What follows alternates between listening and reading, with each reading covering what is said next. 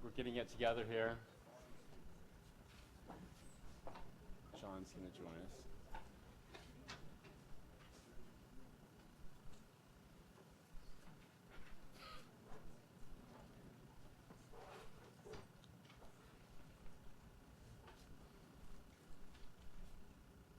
Suddenly the room got quiet.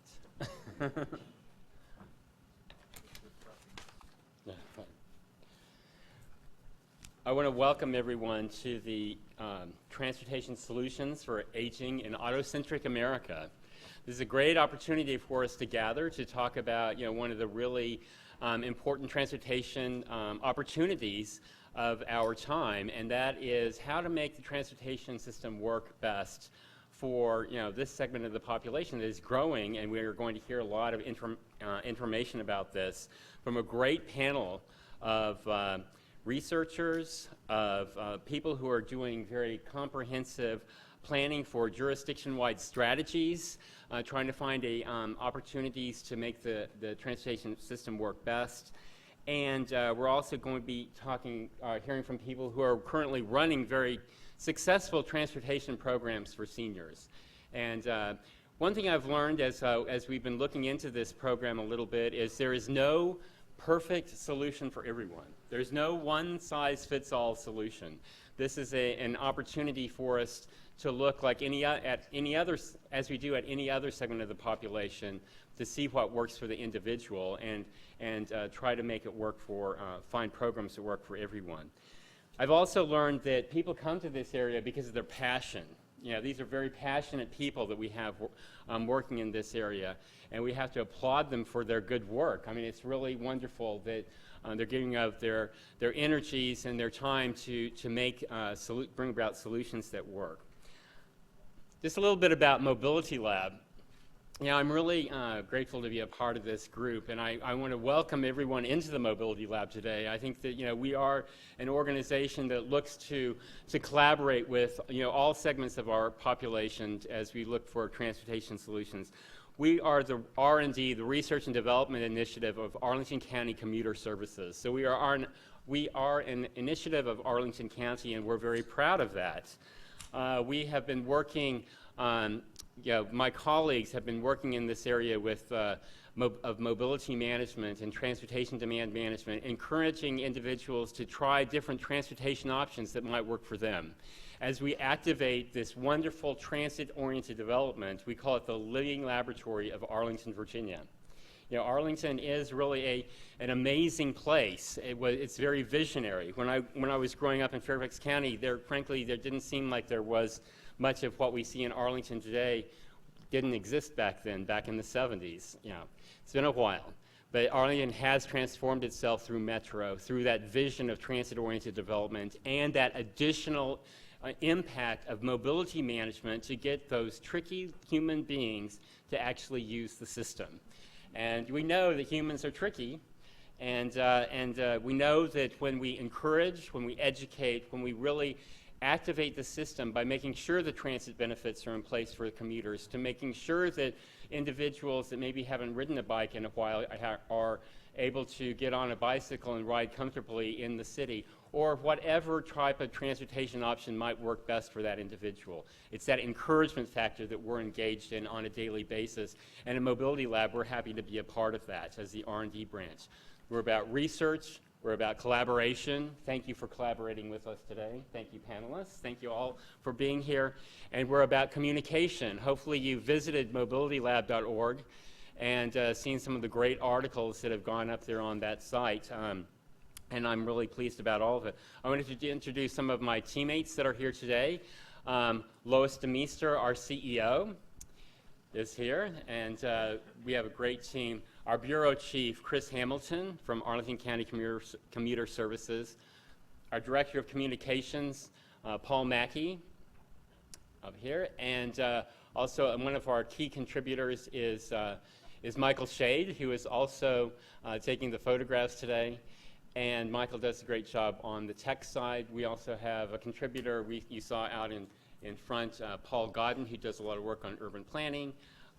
Emily Landsman, who is taking care of our social media. So we're quite a team, and several of us on the research side are engaged in other projects right at this moment, so they couldn't join us, but Howard and Stephen are an important part of our team as well.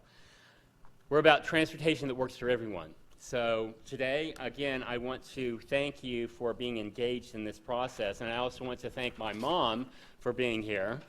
Yeah, she's also Lois. I have two very important Loises in my life, Lois Fairchild. So thank you for being here, and she'll give me a report at the end of the day. She was an English teacher, so I got to make sure that my grammar is correct. I'll try to do my best. I want to introduce our wonderful panel, and I want to give a special thanks to our moderator, Stephanie Firestone. Stephanie has been writing about this on our site.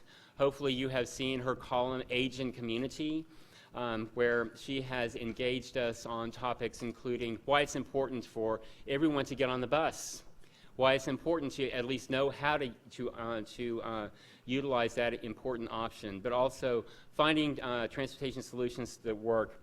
She consults with nonprofits and cities on livability, helping them to prepare for aging populations. Stephanie has brought her expertise to Mobility Lab by bringing together many of the individuals here on this program, and she'll be moderating I'm sure, a lively discussion at the end. And believe me, everyone here has great educational credentials, and you can believe me about that, PhDs, et cetera.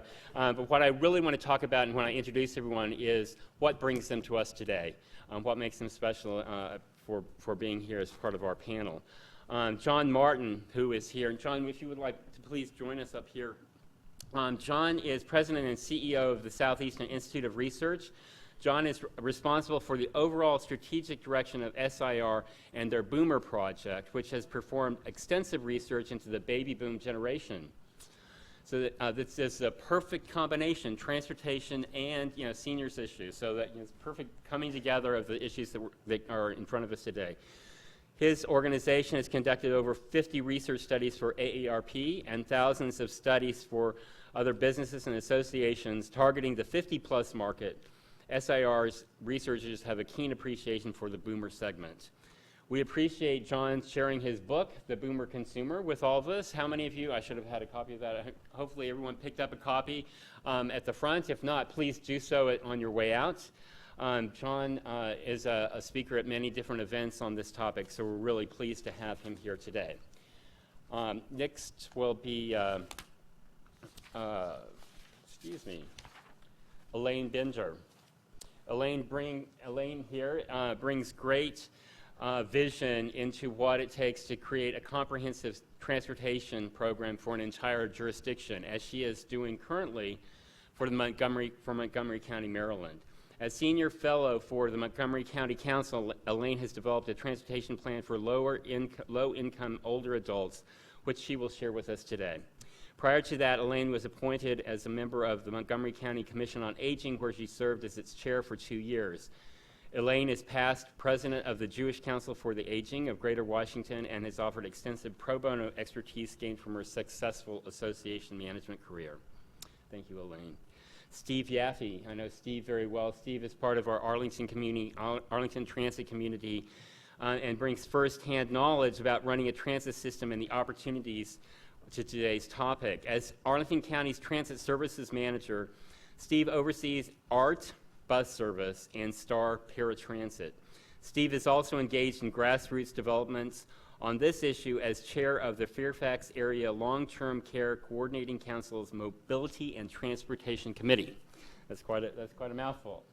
My home county has long titles here, but that's wonderful that you're engaged in that topic on the grassroots side as well. And Steve is engaged in researching this topic on a national level as a committee member of the National Academy's Transportation Research Board Paratransit Committee.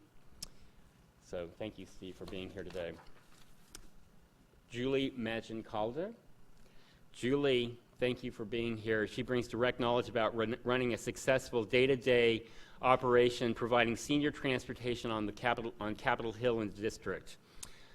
The Village Formula has been a successful strategy in many parts of the U.S. My mom is a member of Mount Vernon at Home, and its executive director is here too, Barbara. Yes, and so it's a very successful program, and I'm glad to have Julie here to talk about the Capitol Hill Village and how it operates in that urban environment.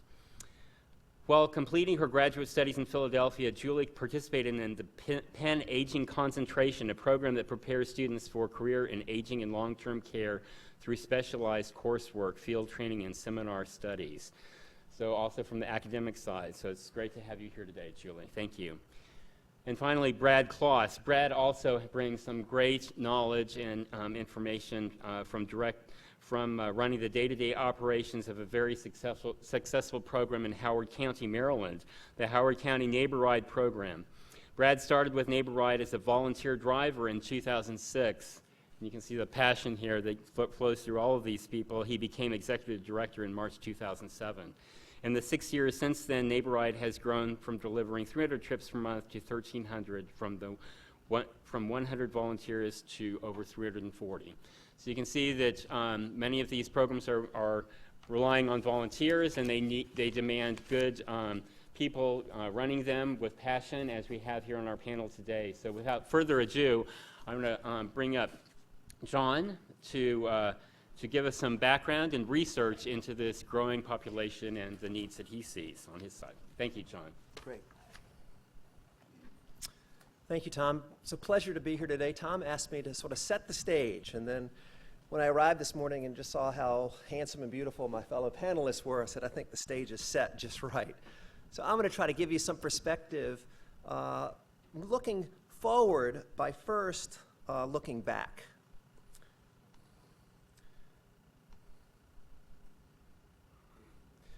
So I want us to think for a minute about 2013. I can't believe I'm here. You know, I look in the mirror every day and go, wow, is that really John? That I've lived over 50 years, 2013. I never thought about the future so much as I do now, being a little bit older and wiser. And sometimes you can learn about the future by actually looking into the past. So I want us to go back 20 years. What was happening back in 1991? Anybody? What were some big things going on back then? Remember Clinton, his first term, and Yeltsin, and the Gulf War, the first Gulf War? Remember that? Comedy Central became its own network. Well, what I'm proud to tell you, something happened back in 1991 that was so profound, so transformative, so industry changing. Boy, if we knew then what it was going to turn into, we would all be on some island named for ourselves right now. The internet, that's right. The internet was developed in some garage back in 1991, and the date's pegged at August 6th, and it wasn't Al Gore in that garage. But think about how profound that was. All right, now I want us to think about that same sort of revolution, and let's look out into the future. Let's look out 20 years. Let's take the perspective of here we are today, and we're going to look at, and if I could tell you with 100% certainty that there's something so profound, so transformative, it's going to change the entire planet. And that if you're really, really astute and recognize this, it can change your life and your destiny too. You know what I'm talking about? The demographics, the age wave. Call it the age shift. My friend Ken Dykewell calls it the age wave and named it that in one of his books. But I'm talking about across the whole globe and in the U.S., our population of seniors, of the traditional seniors, 65 plus, doubling. And this is going to happen because everybody that's going to make this happen has already been born. It's demographic destiny. And so in a nutshell, when you look at these generations, from the greatest down to the Gen Ys or millennials, you see they're all different sizes.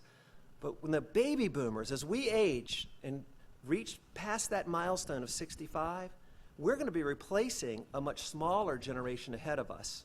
There are only 38 million greatest and silent generation alive. So some 72 million boomers alive are going to replace much smaller generation, and that is the doubling of seniors in America. And so what's going to happen in the U.S.? We're going to go from about 11% 65 plus in our population to close to 20%. So 2 out of 10 people will be 65 or older. And Virginia really mirrors the country. So we're having this big age shift taking place. And people always ask me, yeah, John, but how big a deal is that? What's it like to have 20% of your population being seniors? That doesn't sound like a lot. Well, what state do we joke about? Florida. Well, Florida's 20% senior today. And parenthetically, they're going to 30%. So the age wave's really going to hit them. Well, what's causing this age shift, as we like to call it? Well, there are two big factors going on. The first one is life expectancy. We have been the beneficiary of some smart science and some great sanitation techniques. We're now living an extra 40-some years than people did back in 1901. And so that's that longevity bonus. The other thing that's causing the age shift are shifting birth rates. This slide really sums it up. The greatest generation during their baby-making years was the 1930s. And it was a horrible time in the economy. They didn't feel like having a bunch of babies. They were just trying to survive. So there's a birth dearth. And then think about the silent generation when they were coming of age in the baby-making time. What was going on? We just had victory with World War II. Everybody came home and got real happy, and consequently, boom, the baby boom. And then two people in the workforce for the first time in a household, and the birth control pill coming out in the early 60s. What happened? Baby dearth. The Gen X is much smaller. So someone in Washington turned on the immigration knob right around 60, 64, and let in a lot more people. And so that Gen X, people of that age, are basically about 80 million in our population, and now our birth rate is just replacing ourselves. So this birth rate's a really important factor, and it's why we're having this age shift. And what better metaphor to understand the age shift is this classic pyramid, the population pyramid. We all had this in our one sociology course, right? The population pyramid, we have a bunch of young people alive, and as you go older and older, you have fewer and fewer people. That's the way it's always looked since the beginning of mankind. Well, guess what? That pyramid is shifting dramatically. Well, I'm going to show you over the course of the 5 slides real quick, and I want you to see where boomers are, right there sort of at the top of that bulge. You got men on the left and women on the right, and watch as I go from 1981 to about 2030, what happens to our pyramid. Our population pyramid is becoming a population rectangle. And this is happening across the US, and it's happening across the world. So think about the pyramid as really the Empire State Building. You're going to have just as many people under 20 as you will over 65 for the first time in history. This changes everything, everything. And so I'm going to share with you some of the impact of what it's going to be like to have a lot more older people and also fewer younger people relative to the population. It's going to have a big impact. So the next 20 minutes, I'm going to fly, but I'm going to tell you about the change agents, boomers, and bring a lot of the book to life. And you have to understand the mindset of boomers and why they're different than today's seniors to understand the future on where we're headed with transportation. And understand what's most likely to change, and then who's already got a jump start. What companies and organizations are already getting ahead? So what should we do next, at least for this morning? So understanding the change agents, that's the first thing we have to do. I appropriately have this boomer in a tie-dye t-shirt. I think all of us have one back in our closet somewhere. Well, how do boomers view themselves? What are they wired for? Well, the key to understanding that is understanding generational dynamics. And that's what my company does. It studies generational dynamics for boomers and all the other populations. And this is the Rosetta Stone to doing that, understanding the age effect, the cohort effect, and the period effect. I'm going to take you through all three really quickly to look at the silent generation and look at boomers, to show you how boomers are going to be different than today's seniors. So the age effect. Well, I love living in Virginia because we get to see the seasons. And it's a great metaphor for how we evolve cognitively across our ages. We go through seasons of life, springtime, summer, autumn, and winter. And each is about 20 years long. And what happens is we change in terms of what our modus operandi, what we really think about, what really motivates us. And we see the first half of a life is really focused on the social needs, the social self. And if you're raising teenagers, you might see that. And then the second half of your life is focused on your inner needs.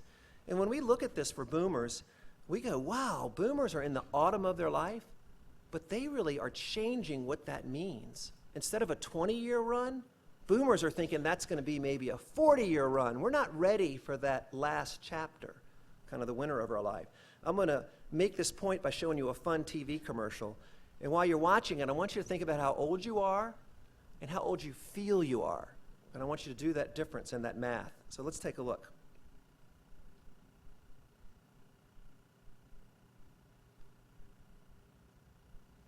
And maybe somebody from the back can help me with the sound.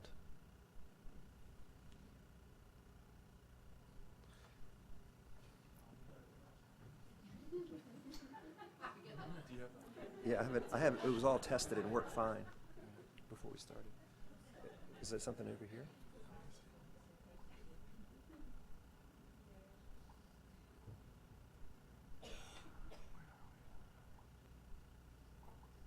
Ready? It's worth. There you go. Okay, y'all doing the math? All right, check it. 3 aces. Nice, but nicer. Full house. Ooh. Nice. I got nothing. Oh, I was like, good gracious, ass bodacious, flirtatious. What's going on? Get back to bed. Feel young again. Centrum Silver. Y'all want to see that again? No. Well, that spot does a great service in showing that we're as young as we feel. So anybody in this room feel older than their actual age? You're at the wrong conference if you did. All right, so you feel 5 years younger? Let me see a show of hands. 10 years younger than your actual age you feel, right? Yeah. Well, in our research, most boomers do feel younger. In fact, the younger boomers feel 10 years younger, and the older boomers feel 14 years younger. And so understanding that we're changing that autumn of our life, we're not going to just quietly go into the winter of our existence. So that's the age effect, if you will. Now I want to talk to you about the period effect. And this is what's going on in our culture right now and how it redefines some sensibilities and some conventions. Think about what news used to be. It was 3 guys on at 6:30 and everything was actually news, right? And today news is 24/7 and the only news I see today is weather. That's the only thing I can believe because everything else feels manufactured. Well, that's because news has changed. Well, so has the order of life. The older generation, the silent generation, and the GI generation lived a linear life where everything was age appropriate. You were a student only at the beginning. And then you had your marriage, usually stayed together with the person you met, had your career for the same company, children were at home, kids went to college, kids didn't come back home after college, and then you retired.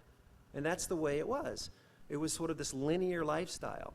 And it made sense to retire because you thought you were going to die at 67. In fact, so did Social Security. That's why they set it at 65. Because that's what it used to be for the older generation, right? For the GI generation. We weren't counting on this longevity bonus. So it happened to the silent generation, the current seniors, while they were getting older. My Uncle Norval, who just died this last week, was 90 years old. And he said to me, John, I'm running out of money. I never thought I would live this long. I wouldn't have retired at 65. So they got the bonus at the end. So it made sense to go to Sun City, right? Let's go retire, because they didn't think they would have 30 years. Well, us boomers, we're getting the longevity bonus now. And in their research, boomers say, yeah, I'm going to live to be 90. In fact, the old rock band we listened to, The Who, remember that song, I Hope I Die Before I Get Old? Well, that doesn't relate to us anymore. The idea of the problems of aging are like the promise of aging. That's what we like to think about. And we want to live at home. 9 out of 10 of us in our research for the Older Dominion Partnership in Virginia say, I want to live in my house or in my community. I don't want to go off to someplace like Sun City. All right, the third lens, and the most important one, is the cohort effect. And the way we understand this is to think sort of from an anthropological lens, to think about what happens to you in your wonder years. Remember Fred Savage in that show, Wonder Years? Well, as you're growing up, you're wide-eyed at age, say, 6 to 20, because you don't have a lot of filters and a lot of history, so everything looks in high relief. So every event you go through has a huge effect on you in the way it shapes you. And if you go through life with, say, 76 million other people, and you have those same exposures, that same series of events, it shapes some similarities in you. So those defining events shape generational values, and that sort of leads to archetypes for each generation. So I'm going to take you through the silent generation because this is the current seniors. Think about when they were coming of age in the 30s. Unemployment was like 30%. People had to move in and live together. They had to have neighborhood gardens. It was a horrible time. And we had to think about the government coming to save us, the New Deal. That was our only hope. And it took 10 years for it to stick. And we hadn't flown across the ocean yet until Lindbergh did it. And then the horrible World War II broke out, and this nemesis was just taking over Europe. So the needs of many outweighed the needs of one during this time period when this group was coming of age. And so if you think about all those events, they conspired to create the values in the silent generation of dedication and sacrifice, hard work, patience, respect for authority, duty before pleasure, honor. So when we think about the silent generation, they're so aptly named because they will just accept what is put forth and be very thankful for it and not cause trouble. Silent generation, their outlook, practical, their work ethic, very dedicated. View of leadership, much like World War II and the New Deal, it's a hierarchy. I know where I am and what my role is supposed to be, and I'm going to do that job. Change, well, they're cautious because they went through so much at that early age, and their orientation is selfless. All right, boomers, completely different story for their cohort effect. This is boomers. Think about this term, boomers. Have you ever seen it spelled this way? It's the same way. There's just a big old fat me in the middle of it. And this came naturally to us. When we came of age in our wonder years, this guy, Dr. Spock, arrived, not from Star Trek, from medical school, and he taught us all about raising kids, take care of their health, but also their self-esteem. And TV arrived. There were only 5 shows on, and the TV screen was this big, and the shows were like Mr. Rogers on steroids. You can be this, you can be that. All about being happy. And the Boy Scouts and Girl Scouts took off, and we're going to go to the moon, and damn if we didn't. I went and saw a lot of those blast-offs with my family and raced back home, never stopping at south of the border for fireworks. We would get back home, and we would watch those blast-offs and watch them walk on the moon. I thought anything was possible. And then as we were so big as a force, things we didn't like, we helped stop, like Vietnam or Watergate. So think about all of the events conspiring to create in us a sense of personal gratification, a sense of entitlement, a sense of always being in control, the profound work ethic, because we invented the 60-hour work week. And if you work hard, you get to make a lot of money. No to the status quo. We challenge the establishment, and profound optimism. So we're driven, transformational, and self-centered. And I want to really make a point about being transformational, because we don't like it if we're not transforming things. A lot of the boards I sit on, when I look at all the boomers there, and they always want to, let's reinvent the mission. Let's figure this out. It's because that's how we're wired. Take a look at this TV spot and see if you relate to it as a boomer.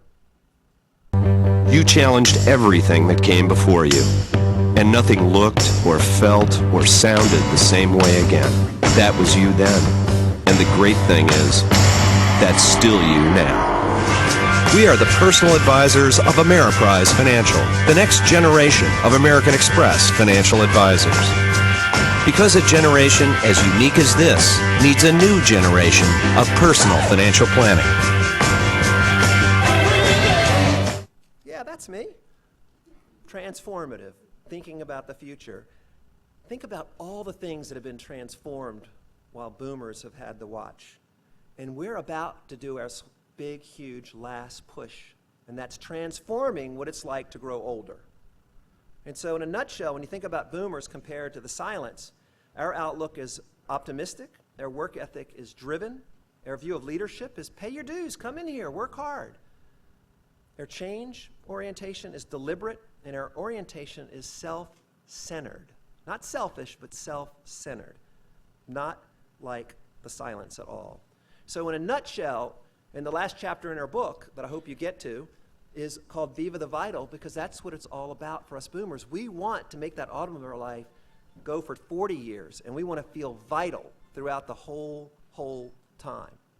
So Viva the Vital. So knowing this, what's most likely to change in the future? Well, we have 5 predictions, and you know what? Put on your seatbelt, because boomers are already turning 65. In fact, Every day, 10,000 more turn 65. So for the last 2 years, we've seen a wave of 2 years of boomers turning 65. So here are 5 predictions for the future. Number 1, older workforce. We're going to need more workers. We simply are. Remember the Empire State Building? We're going to have fewer young people and more older people. And I can't believe I'm saying this in a job recession or at the end of one, but we're going to have a coming work shortage. Look at that productive age of, say, 20 to 54, where we've had most of our workers. Well, look at how many more we're going to have. 12 million. That sounds like a lot. Not really. Not with the jobs we're going to have in our population growth. The growth is going to be in the 55-plus market. So we're going to see signs out there saying help wanted. No. We're going to see signs out there saying help wanted, older people apply, because we're going to need these folks. And the good news is the participation rate in the labor force has increased over the last 20 years with today's seniors. It's gone from 10% to almost 20. So we're going to need this in the future. And 88% of the boomers say, I'm going to work past 65. In fact, we look at it in terms of their expectations. They don't think about the exact date they're going to retire. That's an old term, retirement. They're going to work past retirement. The vast majority say, I'm going to work past retirement. Retirement's going to be something about encore careers. And the other reason why this is going to happen is because boomers are going to need to work. We don't have all the money that everybody thinks we have. In fact, when we look at boomers and segment them into groups of who has resources and who doesn't, it's only a third that have the resources to retire, that have pension plans and stock and all of that. The middle third have to cut back 20% today in terms of their expenditures and get long-term care insurance. And they're not doing this. And the bottom third, well, you pick the verb, but they are not going to help out at all. So 2/3 of boomers are going to need to keep working. Prediction number 2, healthcare everywhere. You wondered about your old Barbie doll? Anybody have a Barbie doll growing up? Well, I used to attack them. I had G.I. Joe. Well, Barbie has been in the closet maybe, but she's getting older. The truth is about Barbie is, like everybody, the warranty runs out the older you get. And so we worked with UVA, with the doctor that heads up their gerontology department, and looked out and said, how many more millions of people are going to have arthritis? So the next 20 years, we're going to see a 40% increase in the number of people with arthritis, 50% increase in the number of people with heart disease, stroke increased by 40, diabetes by 40. Chronic diseases conspire. So we're going to have a lot more older people, twice as many. We're going to have twice as many chronic diseases. So I love this picture that Tom put as this promotional card about this event. The fact it takes both of the guys to work together to raise their hands makes a lot of sense. Number 3, new mobility solutions are going to be so needed. And that's why this conference makes so sense.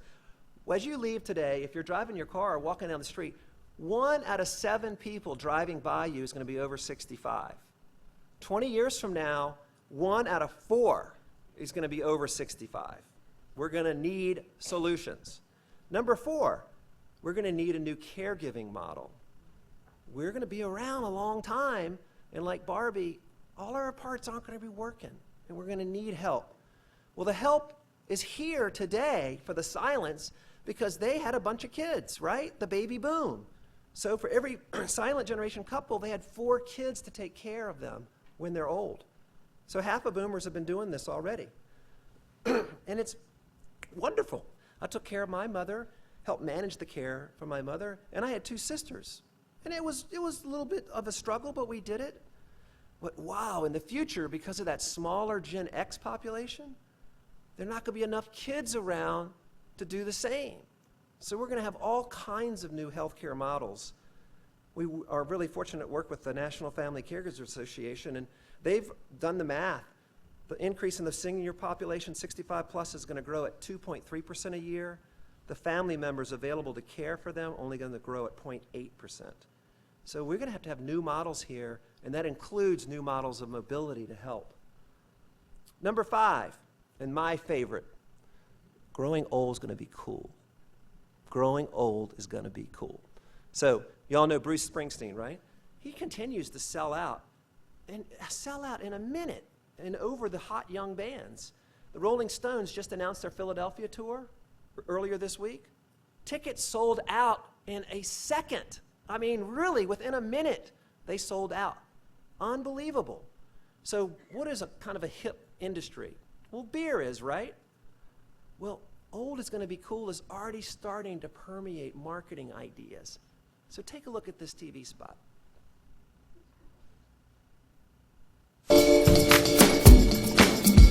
If he were to pat you on the back, you would list it on your resume. Both sides of his pillow are cool. When in Rome, they do as he does. He is the most interesting man in the world. I don't always drink beer, but when I do, I prefer Dos Equis. Stay thirsty, my friends. Everybody wants to be him, right? Doesn't matter what sex you are, he's so cool. Well, just wait. There are going to be so many more older people. Old is going to be cool and inspirational.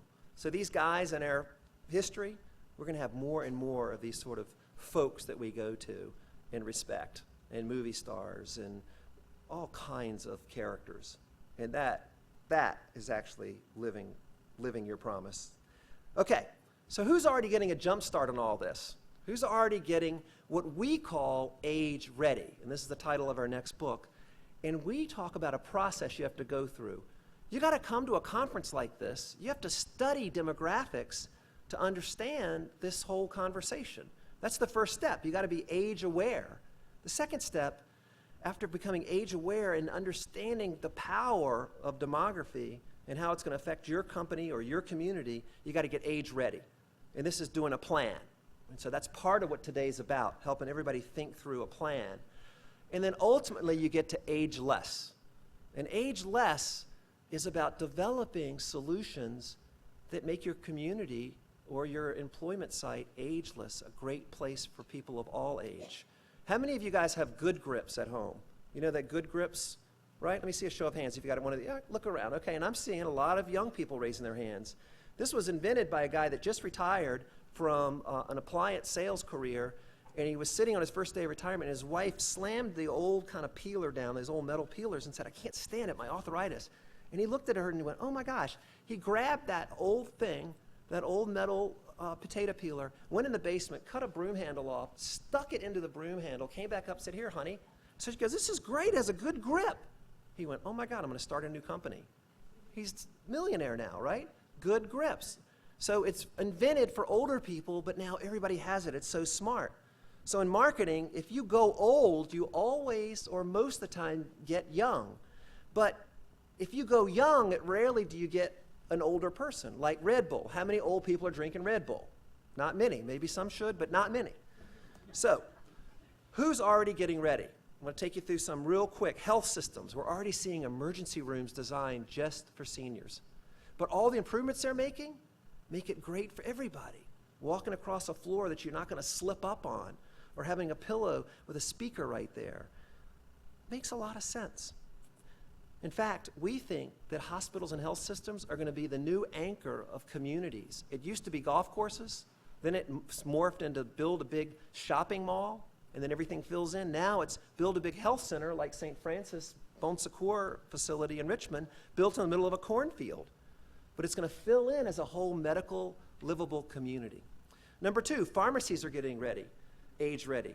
Walgreens hired Apple to put a Genius bar in Walgreens for Walgreens pharmacists to come out from behind the counter and start serving everybody as the quarterback for healthcare, because everybody's going to need it. Home builders are getting age ready. Think about changing a lot of zoning ordinances across the country so you can have these little cottages put everywhere where you can have your in-law stay with you. In-law being us aging boomers. That's who we're talking about. But it's really like a medical home inside. There's a company called Next Door Garage Apartments, $30,000. They'll renovate your garage into a granny flat. And then when you don't need it anymore, they'll come and take it all out. Costs $30,000. They give you $7,000 back if you come and let them take their parts out when you don't need it. Retailers are getting age ready. Walmart, realizing that all these aging boomers aren't going to walk to the back of this huge place to get some milk, they got a 40,000 square foot alternative, my neighborhood market. Best Buy, downsizing. Yes, reaction to Amazon, but you know what? They've teamed up with Mayo Clinic. because we're going to have all kinds of sensors in our clothes that help us. Makes perfect sense. Where are you going to get your healthcare devices? You're going to get it at Best Buy. Car companies are getting age ready. People like Nissan have already figured out, we got to make sure boomers look their best. So we're going to have little mist coming out and spraying on it with vitamin C spray to take care of your wrinkles. Seats designed by NASA to get your blood to flow. Air purifiers designed by Sharp because you don't breathe as well as you're older. And like me, this up dashboard reading saying, it's your anniversary, John, call your wife, call your wife. Oh, boy, I can't wait for that. But you know what? There's one group that's actually saying, well, why do we even need to have drivers? So Google, they got these cars riding around California now. No wonder Google Maps are everywhere and they've mapped every street. It's happening. We're going to have driverless cars. So what should we do next? Are transportation systems getting age ready? Well, that's what today's about, for us to talk about that. And I want to share just a couple of foundation ideas. I'm not sure of all the executions, and we've got this wonderful expert panel for us to get into that. But I can tell you some values that need to be reinforced in every solution. Because back to boomers, there's a me in boomers, and there's no me in silent generation. So how are we going to make boomers feel vital for the next 20 years as they become our new seniors?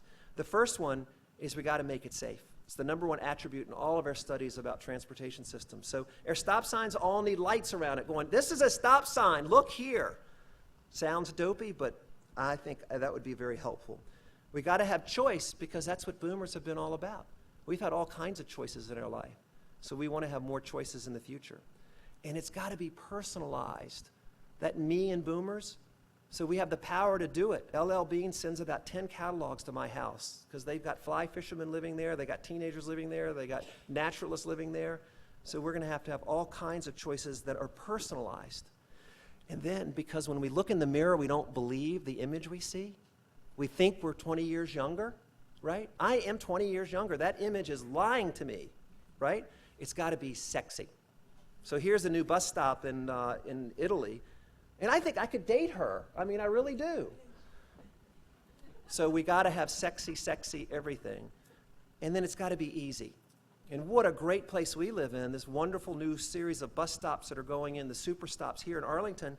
That curb being 10 inches high, and the lower platform buses, you can just walk like you're walking into your living room.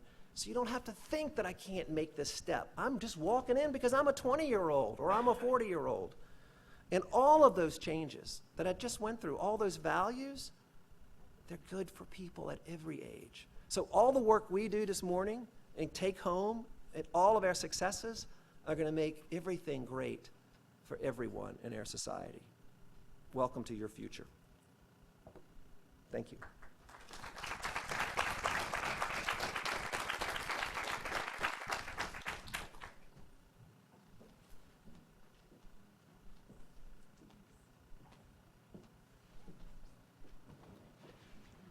Good morning. After listening to this, I was trying to figure out, I'm sort of at the tip of the silent generation, and I have boomers. And if truth be told, I am 74, and I feel 50. So I'm feeling 10 years younger than your average boomer. I was introduced as a senior fellow, which is kind of an interesting terminology. I was retired and was a very active volunteer. And Montgomery County is quite innovative in a variety of ways. And one of the things is that they decided that they were going to take advantage of the skills that older adults have, and I prefer the term older adults, that older adults have, and create opportunities, part-time opportunities for them. So I was one of the senior fellows that was put into place, one of this program that was put into place in this past year. I work for the Montgomery County Council.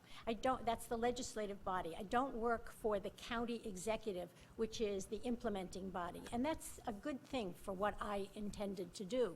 My job was to develop a transportation plan for low and middle income seniors. And so much of what I'm going to talk about today is about that transportation plan. But really, in listening to John's presentation, I'm going to go back and I'm going to sort of talk to them about, let's go this way, but let's really expand the options, because I learned a lot from your presentation, and thank you so much, John.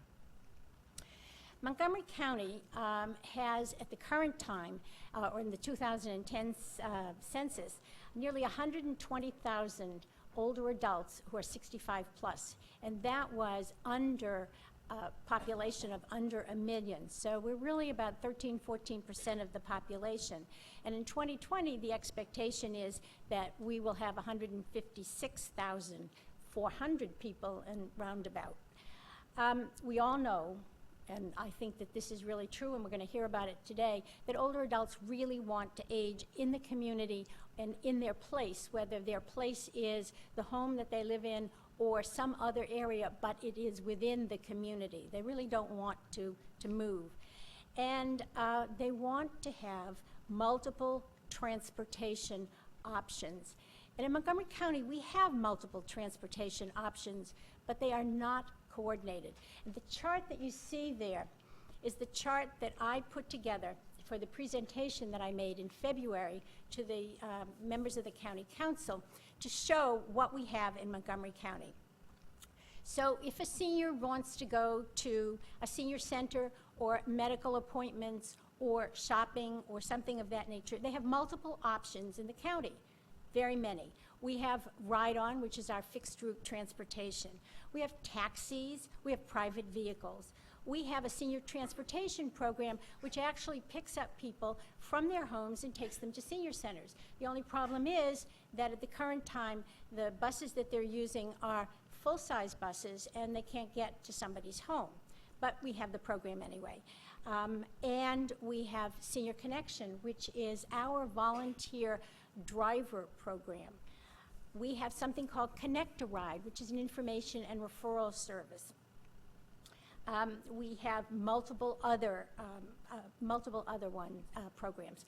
The problem is that these programs are either managed, coordinated, or funded through 3 different departments in the county: the Department of Transportation, Health and Human Services, and the Recreation. So for example, the picking up people from their homes, taking them to senior centers or recreation centers, the money comes to the Department of Health and Human Services. It gets transferred to the Department of Transportation for people to drive to programs put together by the Department of Recreation. Not exactly what I would consider particularly coordinated. And so what I did was I looked at all of these and I said, we have great programs. Many of them are high quality programs. They do make an effort to address the needs of older adults. We have a mix of public and private providers, a relatively low cost or no cost. So for example, our Ride-On, a fixed transportation, between 9:30 and 3 o'clock, older adults can ride free. Before or after that, they have a reduced rate. Our volunteer driver program, it has no fee at all, which has its advantages and disadvantages, I would say. We have a mix of public and private providers, and we have many of the elements to form a continuum of services, but we don't really have it. And so the weaknesses are that it's fragmented, that it is this cross-departmental, and the departments do talk to each other, but they really don't plan together. They don't really coordinate their efforts. One of the major problems is that our services are not publicized. They're not widely publicized. People don't know that they exist. They don't know where to call. They don't know what's available to them. We believe that the needs of many, many seniors are not met. We have different segments of the population. We're not, unfortunately, like Arlington County where everybody's all together, but we do have a down county area where there's a cluster of older adults and regular population and all of these services. And then we have rural areas. We have suburban areas where there are very few, very limited services. All of the possible providers are not taken into consideration. we don't have a sliding fee scale so that people who have the capacity to pay for transportation can do so on on that sliding scale, and those who don't can have an opportunity to have the transportation without a fee. So this is what I proposed. And I have to tell you, I'm sorry that the Department of Transportation is grayed out in terms of the color, but that was not in the original design. But what I proposed when I went before the county council and to the departments is that we put together a mobility management system, which I saw as the hub of the services that we could provide from the 3 departments within the county government and the private providers. I came to this conclusion after considerable research across the country to many, many other communities that do have some of these systems.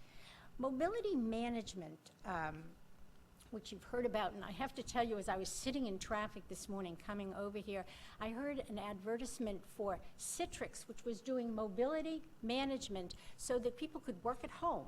And I thought, well, that's one way of looking at mobility management, but it isn't our way of looking at mobility management. What we were looking at for mobility management was really focusing on the transportation and mobility needs of, and I have low and middle income older adults, and the reason I have that there is because that was my charge, but I really think that what we put into the county will focus on the needs of all adults in the county, regardless of the age, and including them in planning. One of the things that I found is that we have no real transportation or older adult advisory committee. We think we know what they all want in different parts, but we have never put them together and really developed programs related to their needs. Mobility management really means that it focuses on the individual customer needs, the rider needs, and gives them a wide range of transportation options and uses a wide range of service providers. While we have all these things, we don't really focus on the need of the individual and do it that way. Mobility management coordinates these and becomes much more efficient so that, for example, if we have multiple vehicles and they're at different places during the day, there are programs, there are ways of coordinating these vehicles so that you can deploy them in various areas and meet the needs of different people. And mobility management meets what we in the lingo call the 5 A's, which is it's available, it's accessible, it's acceptable, it's affordable, and it's adaptable. Some of the elements of it, of mobility management, and Montgomery County does have some of these. We have a one-click call center. Well, we don't have a one-click call center, but we do have a call center. We have an organization called Connect a Ride, which is an information and referral service. And if you can get to Connect a Ride, basically they can tell you what all of your options are.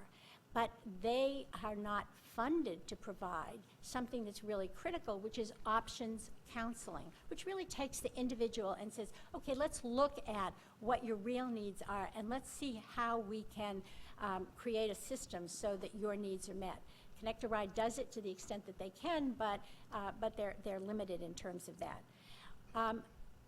Mobility management includes a network of multiple services. It includes bringing them together to serve a wide variety of needs. We have something in Montgomery County called a Transportation Providers Roundtable. Wonderful opportunity for the providers to come together to learn about some of the issues, but it's not really a network of providers that's focused on problem solving. It's focused on networking and information sharing.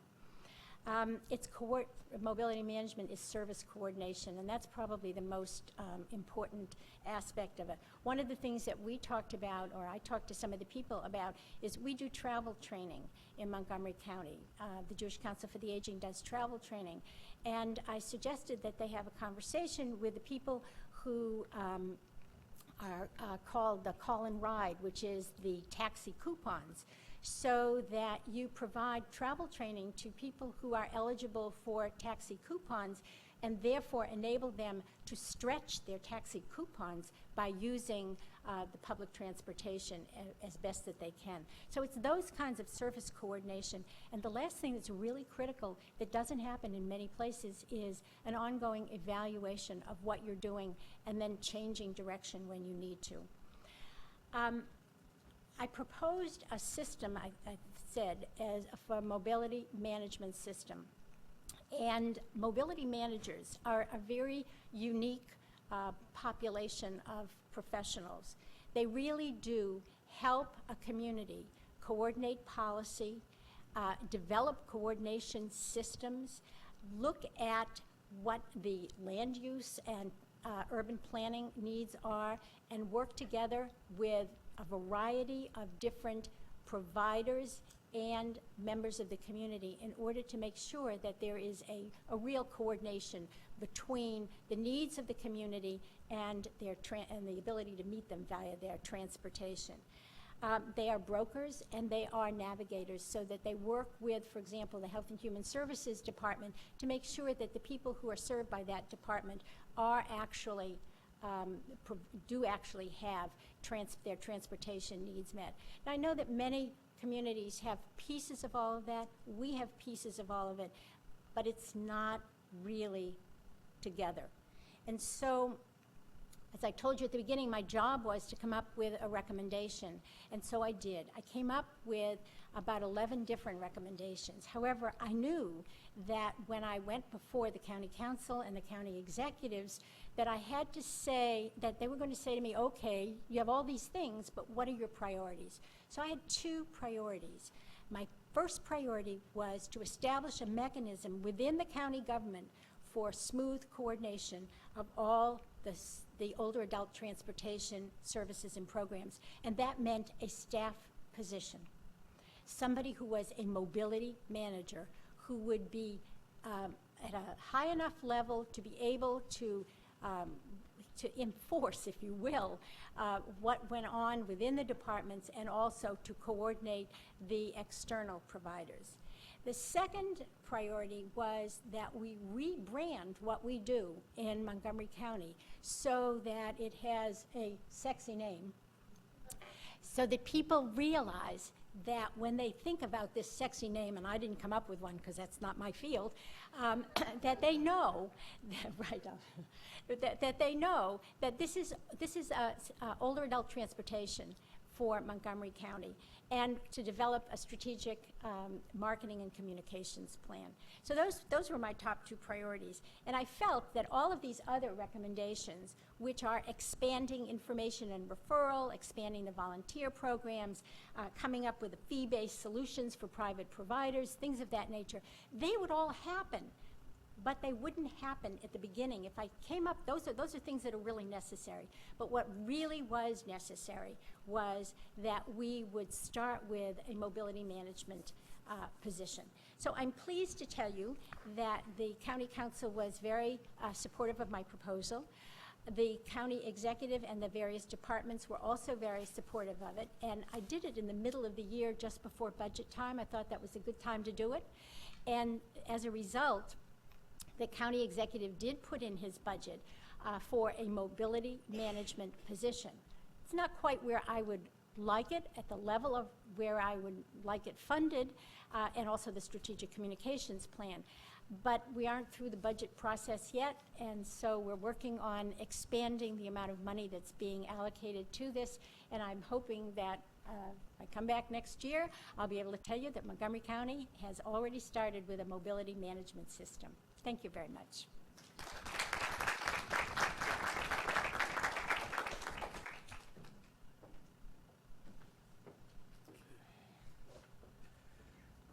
All righty. Do I press the thing? Bottom. Okay. Oh, that one. Okay, good.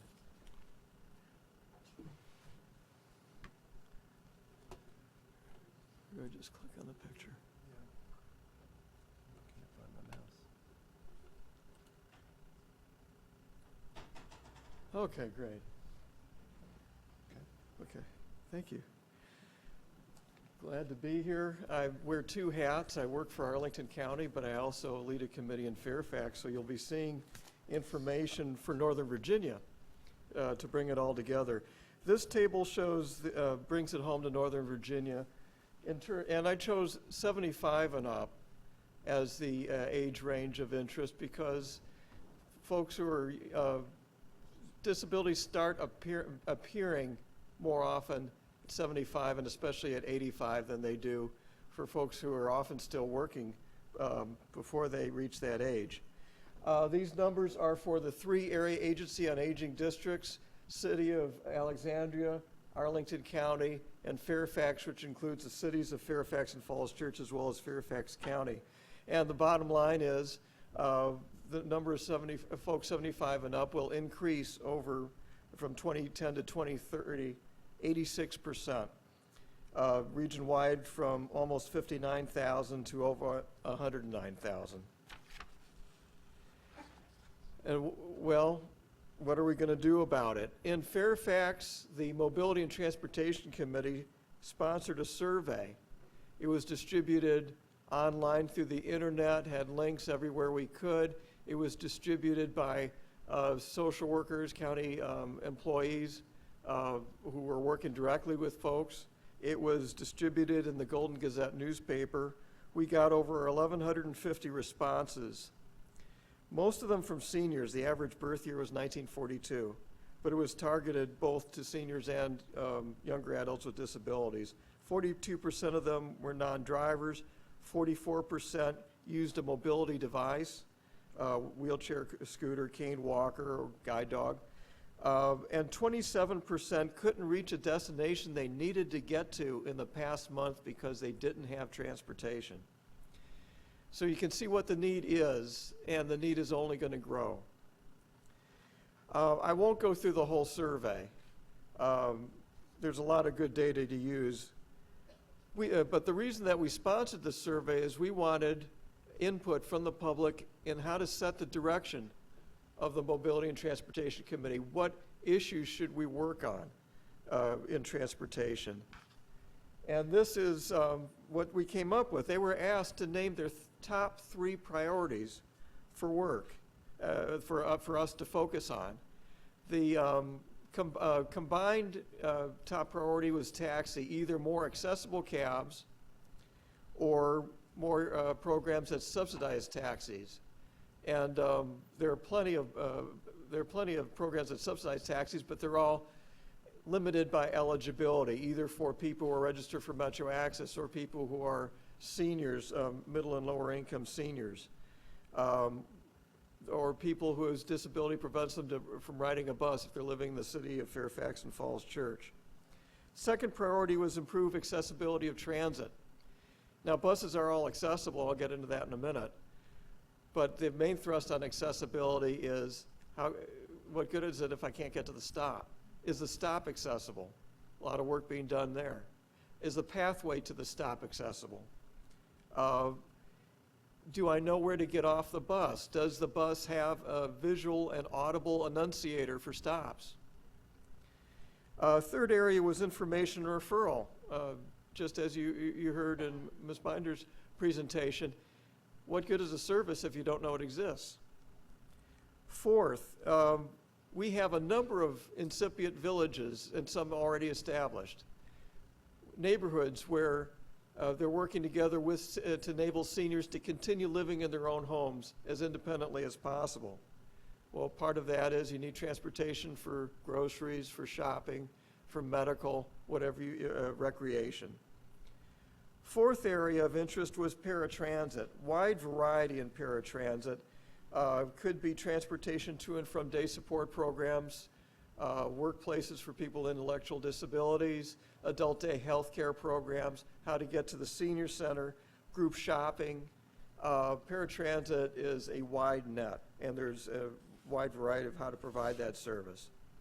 Next area is a driver registry. This was suggested by a colleague and friend at the Independence Center, and it really caught on. And the idea behind a driver registry is, who can I hire who's vetted, who'd be willing to give me a ride? I can't drive anymore. I don't need the free program, but This is for folks who are maybe upper income and still having problems finding a ride. Next area is volunteer, which is, again, village movement. A lot of that is volunteer too, but volunteer can be faith-based, such as the Shepherd Center movement, or Red Cross used to do quite a bit of volunteer transportation. Could be secular. And the last area, particular concern in Northern Virginia, is transportation to veterans. Most of the services for veterans are located in Fairfax County in the Route 1 corridor, Richmond Highway corridor outside the Beltway, which is divided from the rest of the area either by the Beltway or by a wetland. So if you're not driving, it takes 2 hours each way to get to these, there's about 4 sites. They're all in the Route 1 area. By the way, if I want to do a little brief commercial. If you're interested in participating in expanding these studies and you live in the cities of Fairfax or Falls Church or Fairfax County, we need more members. We're looking at spinning off subcommittees for each of those study areas. Mobility and Transportation Committee, our coordinator is Jill Clark, Jill.Clark, no E in Clark, at fairfaxcounty.gov. But now let me put on my other hat. I oversee transit for local transit services in Arlington. And even before, in my job before that, I was stressing transit is accessible. All transit vehicles are accessible to folks, including people who use wheelchairs. This picture was one of several taken for a publication from Easter Seals Project Action, You Too Can Ride. And very basic book for anyone, regardless of their capacity to read English. People can ride the bus if the stops are accessible. In Arlington, 90% of a population, a little bit over that, lives within walking distance of a bus route. But not only is transit accessible, we'll teach you how to ride. Outside is a table manned by the Independent Center in Northern Virginia, our local center for independent living. They have a contract with WMATA to travel train people on how to ride the bus. And you can see a couple of pictures from that, the top two, Metro Rail and then the ART bus. Actually, the third one is from them too. That's the Fairfax Connector. And then the fourth picture is a program from Fairfax County. It's a MAT bus. It's a training center. It's a rolling classroom. You can go on, watch videos, get instruction on how to ride a bus. It's great for a group setting. They'll come to the senior center.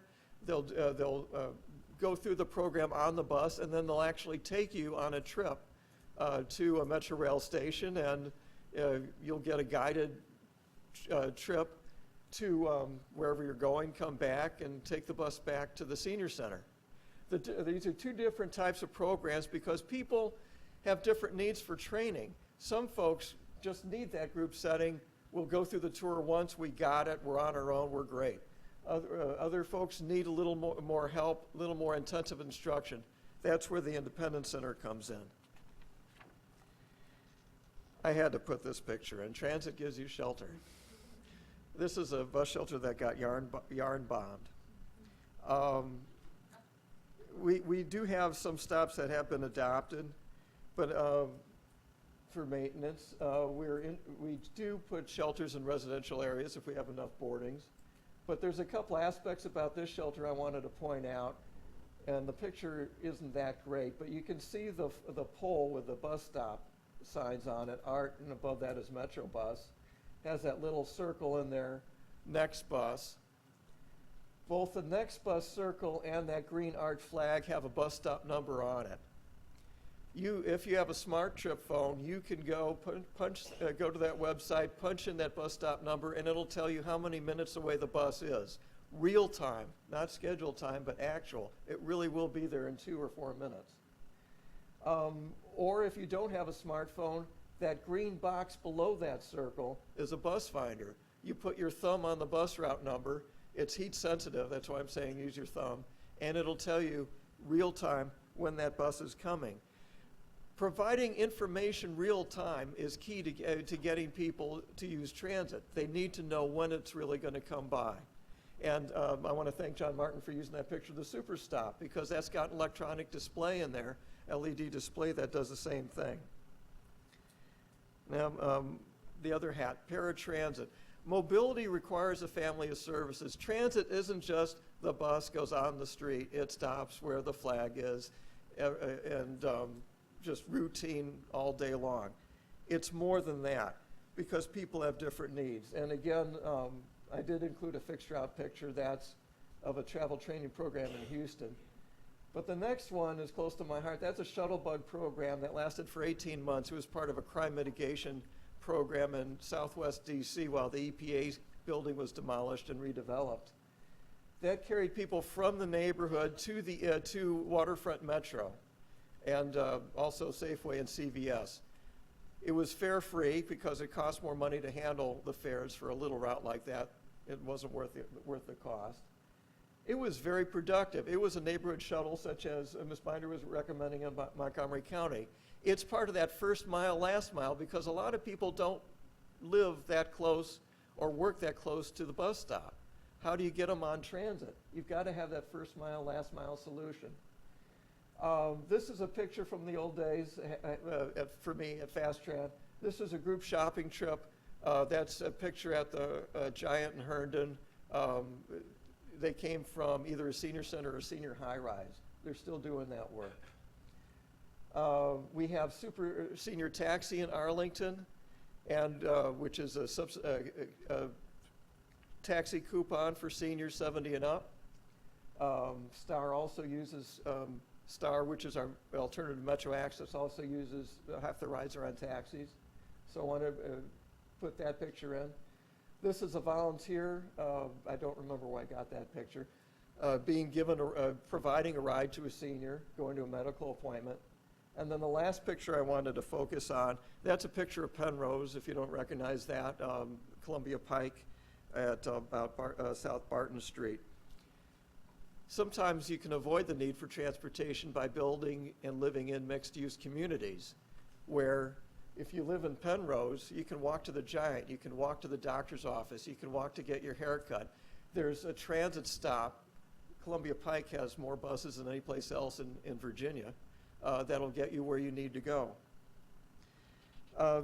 So there's a wide well, transit is a big umbrella. And that's why the title there is mobility. Mobility, there's so many different ways to do it. Again, some people need door-to-door service. This is a picture at an adult daycare center. Alexandria and Arlington partner on an escort program for people who need someone with them to help them get into the building, to get to the doctor's office, to take notes. Most folks who ride paratransit don't need door-to-door. Curb-to-curb is fine. They can get to the curb in front of their house on their own. Different strokes for different folks. How do we make all this come into effect? I want to stress it doesn't all have to be a publicly subsidized program. It can be a publicly sponsored program, but there's different ways to do it. And, oh, the picture's not coming up. There it goes. Partnerships are key.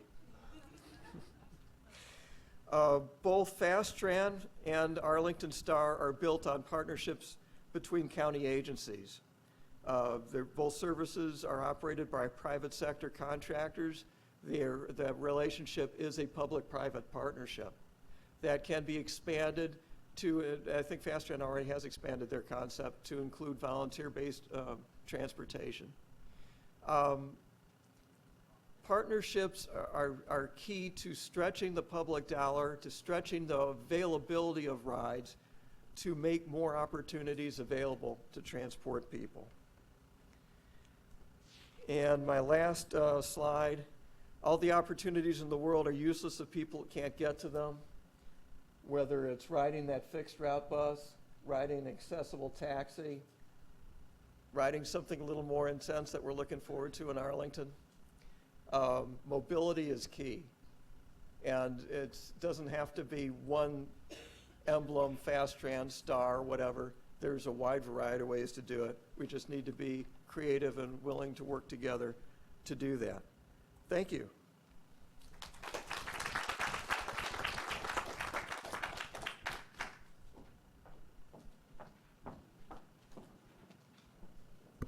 Hello, everyone.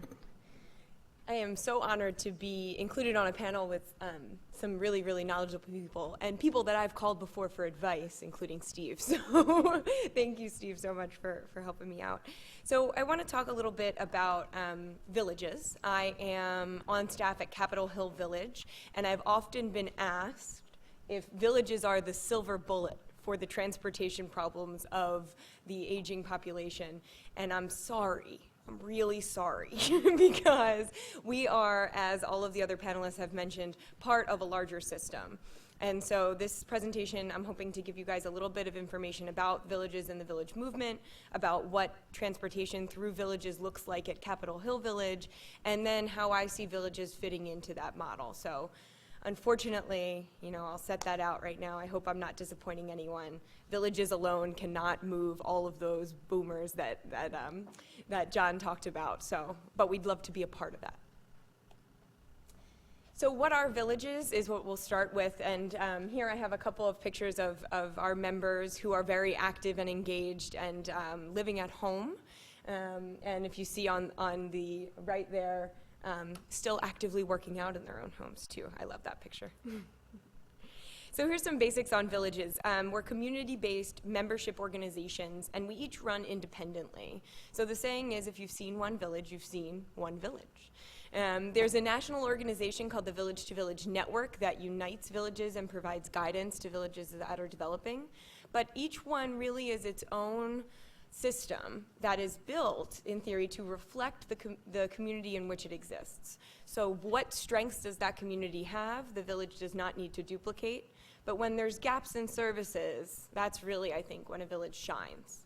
There are 89 operating and 123 in development internationally at this point. So it is an international movement. Capitol Hill Village itself began operation in October of 2009 and had more than 2 years of preparation before that. So this was a targeted community effort toward developing a program that could allow neighbors, friends to stay in their homes as long as they desire. And it was an effort by the community itself. There are currently 241 memberships, which yields 347 individual members in Capitol Hill Village. In fiscal year 2012, 89% of our members utilize CHV services in some way. We have 295 volunteers and 3 full-time equivalents, 2 full-time employees and 2 part-time employees at this point. We are volunteer first, which means that in every opportunity, so when a member calls in to request a service, which I'll talk a little bit more about in a second, our mind goes to volunteer first. So we're saying, how can a volunteer, how can a community member be helpful in this process? And sometimes that's a little bit obvious, like in transportation, and sometimes it's not as obvious, like the computer's not working. So the computer's not working is very general, and sometimes it does require an expert to get involved, but often if we can send a volunteer who has some knowledge about computers and electronics, they can triage the situation and help us figure out the best solution. So volunteer first can mean kind of a lot of different things. 92% of our services in the last fiscal year were provided by volunteers, and that's a figure we're really proud of. There were 244 services delivered each month as well. So this is the general flow of member requests, which I think people find helpful to understand how villages work. So we get an email or a call from a member with a request for services, and then we will identify again that volunteer first thought. Is there a volunteer who can help? And if the answer to that is yes, we will connect the volunteer and the member, and then finally check quality. If the service that the member is requesting is not appropriate for a volunteer, or if there's not a volunteer available, then we will identify a preferred vendor. So in the case of transportation, if there's a transportation request that cannot be filled for whatever reason, which does happen on occasion, then we identify vendors in the community that we support. And some of them are private drivers, as referenced before with the driver registry. Some of them are organizations like Uber Car, if you're familiar with the use of Uber. So Capitol Hill Village has an account with Uber, and we can call private drivers to members' homes. Uber uses smartphones and real-time drivers in fancy Lincoln Town Cars. So actually our members really enjoy these rides. And they'll come by to your home and they'll pick you up and they'll open the door for you and they'll open the door and help you out of the vehicle, which is really valuable, and their cost is typically just a few dollars more than a cab. So we have looked for innovative partnerships with up-and-coming companies like Uber, and we're working on, knock on wood, a reduced rate for members for that service, and hoping to actually make that a district-wide for all villages. So one key part that I want to point out in here is the quality check. Villages, one of the great things about villages, I think, is that our members are customers, and we want them to be happy with the services rendered. While we use volunteers, that does not mean that the quality of that service should not be top-notch. And that's something that we really value and check. And so every service that we provide, we go back and check and ensure that that service was provided to our members' expectations. And if it wasn't, then we ask if we can try again, which is something that I think appeals to the boomer generation. At CHV, we currently have 66 volunteer drivers. We complete background checks, including motor vehicle checks, on all of our volunteer drivers. We keep a copy of registration, insurance, and driver's licenses on file for each of those drivers. And the drivers will respond to requests for rides via email or phone call. So we normally send a weekly digest of all of the rides coming up for that week. Volunteers will reply and say, oh, I'll take Tuesday the 17th to downtown. Oh, I'll take Wednesday. I can do round trip. I can do one way. Then we give the volunteer that member's information, and the volunteer goes and kind of arranges the details. We don't have a limit on our destinations. I often get asked, how far do you go? And my response is always, we go as far as our volunteers will go.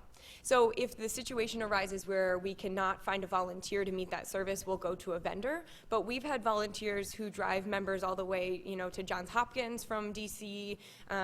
We had one member who had to go weekly for a period of time, and we were able to find various drivers who would be helpful with that. We go out to Dulles, we go to BWI, we've gone kind of all over the place. I think we've had a couple drives to Richmond, and it's all a matter of what our volunteers are willing to do. Actually, the Johns Hopkins trip became very popular because there's a delicious deli around the corner from Johns Hopkins, if any of you are familiar, and we have a real lack of Jewish delis in DC, so. Okay, so this is a nifty little chart I put together on the number of ride requests that Capitol Hill Village has gotten between January 2011 and March 2013, and these are completed volunteer requests.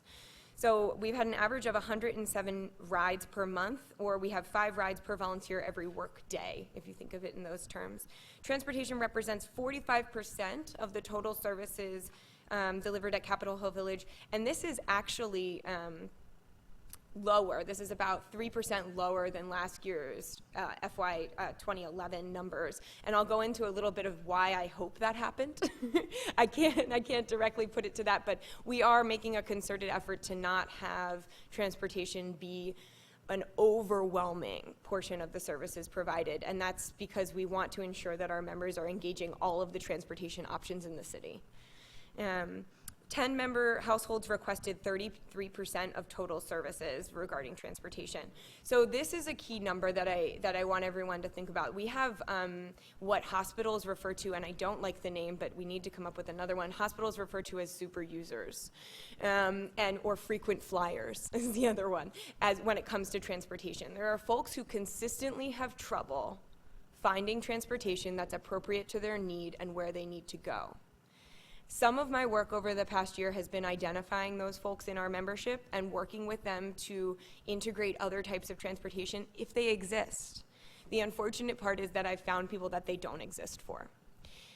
One case that I'll mention now is a member who had ongoing cancer treatments, chemotherapy treatments downtown, and he was so weak after each of these treatments that there was simply no way that he would have the ability to go out and hail a cab for himself or get himself onto a bus independently. He needed someone to be there and help him into the vehicle, which was a service that only Capitol Hill Village could provide in the district that we've been able to find. So we drove him back and forth to chemotherapy 5 days a week for 6 weeks.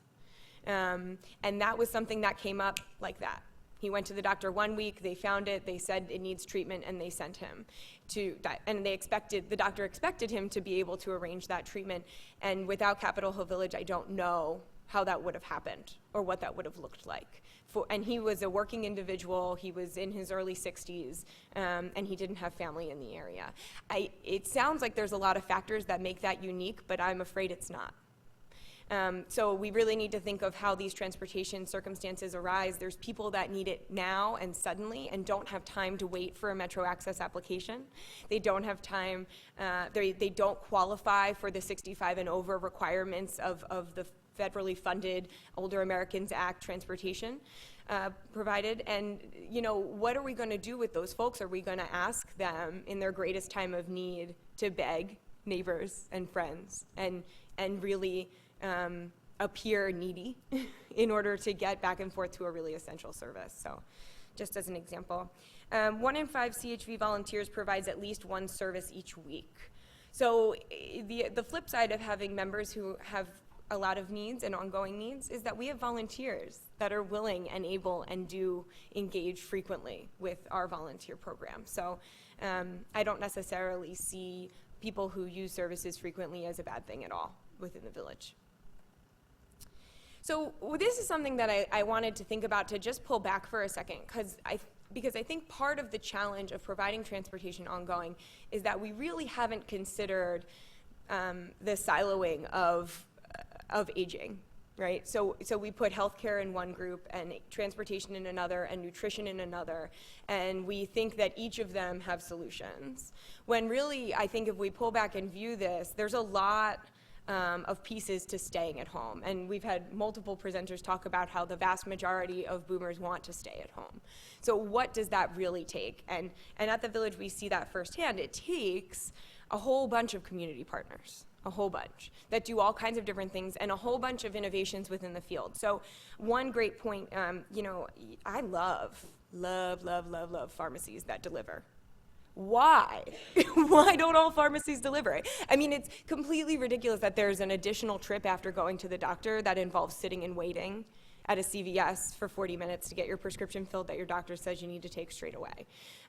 We had so many instances of our volunteer drivers being asked to go to do prescription pickup after a doctor's visit that we started making direct referrals to a pharmacy within our neighborhood that delivers. And for our lower income members who can't afford the delivery cost, the village will absorb that cost. That's how worth it prescription delivery is. I mean, it's night and day sometimes. The other piece to this is comprehensive medical care and advocacy. Doctors can be very frustrating in my position sometimes. Sometimes the medical field does not understand what it takes for someone to get to a doctor's appointment, to be completely honest, and what that wait is. A diabetic member who's at the doctor's all day and waiting for 2.5 hours to be seen is completely inappropriate in my opinion. I think there needs to be some agreement across the field that being sensitive to the needs of older adults includes better comprehensive medical coverage. And, you know, we'll do our part in getting someone there, but when they're there, you know, there's only so much control that we as a village can have. But I think identifying practitioners who understand the challenges of aging is really essential, and holding them to high esteem. So the picture that I have here on the right is Dr. George Toller, who is one of our partners at Washington Hospital Center, and he runs the medical house call program. And these are doctors who make house calls throughout the district, in specific zip codes within the district, I should say. And they're fabulous. They're geriatricians. They can take x-rays from your home. They can take blood samples from your home. There's no reason why a 70-year-old member who has trouble getting to and from downtown needs to go back for 3 tests a week. Can we clump those together? Can we find some innovative way to really get those persons' needs met in an efficient manner? And when that time comes that it becomes too difficult to get to the doctor, are there in-home geriatric services that can provide the same high quality of care? And luckily in Capitol Hill right now, the answer is yes, and I'm hoping that this increases. They have a grant through CMS, through the Innovation Center, and they're currently a pilot project. So hopefully in the next year they'll be able to expand to 3 additional teams and more areas. But we need to think about things in these types of terms as well. Grocery delivery, ride sharing, call and ride, home maintenance assistance. There's so many pieces to creating a full system that allows someone to stay at home. And I just wanted to take a second to pull back so we view this kind of not as a single transportation piece, but also as all of these other factors that come into play. So I have one other hat that I wanted to highlight here while I'm here, which is when we realized this at Capitol Hill Village, when we saw our transportation numbers and we said, holy moly, do we want 50% of our services to be about transportation? Is that an appropriate role for a village? In the long term, is that a sustainable role? Because we're very happy to provide transportation. We think that there's more to it than just a ride. Every volunteer that sits in the car with a member and has a conversation, that was a valuable interaction. And our volunteers tell us that that's what they love. And so we want to maintain that. We don't want to burn our volunteers out. We don't want to be overwhelmed by so many transportation requests. And at one point in the past year, we were. It was really, we had a significant increase in requests, and all of a sudden we said, that sounds like a lot for this past month. And when we got down to it, I called some of our members and I said, what's happening with this? It turned out that that WETS, the Washington Elderly and Handicapped Transportation System, which is the call and ride system that's funded by the DC Office on Aging, they had some significant problems in their service delivery. And they were scheduling, you had to call to schedule over a month out at one point in order to obtain a ride through the DC Office on Aging. And so our numbers just skyrocketed. There was no question that these two things were related in our head. And so we quickly decided that an advocacy role was essential as well for the village. In order for us to be sustainable, we need the city services to be functioning in a way that's helpful to our members. And so I've been involved with the Senior Advisory Coalition, which is a group of more than 20 organizations in DC that serve older adults. Iona Senior Resources is one of the lead agencies on that, Family Matters, you name them as far as aging goes in DC, and they're likely involved with SAC. We meet monthly and we create a policy agenda. We're led by a group from AARP on that, and we identify transportation as one of our 4 major goals for the fiscal year 2013 as a result of these challenges with WETS, with the DCOA-funded transportation system. So one of our main goals has been to improve WETS service delivery through monitoring its operations, educating public officials, and making recommendations to the DC Office on Aging, as well as advocating for an increase in the budget for these services. We found out all kinds of fascinating things, like there wasn't a line item in the budget for maintenance of vehicles in the WETS system. So there were all of these buses that were out of commission and not being used, and there was no money to fix them. And when they were being fixed, they were being sent through this kind of convoluted process with the Department of Transportation, and the buses would be gone for weeks at a time for a simple fix. So identifying those challenges became a real integral part of what we were up to. And also, just to note, these are this year's goals. I see much kind of larger goals as far as a comprehensive way of folks accessing all of the transportation options. I really think that the coordinator role that Elaine was mentioning is really essential, and someone who's involved. Where we would love to see that in DC is through the ADRC, the Aging and Disability Resource Center, which is actually a very well-funded funding stream, surprisingly, in the field of older adults through federal funding, and to have that office aware of all the transportation options and be able to counsel on mobility management would be great to see that in the future. So if you guys have any questions or want to reach out to me for any reason, here's some of my information and some great pictures. This is one of our members and his Model T, which is his favorite thing. And so I thought that was appropriate considering, but thank you all so much.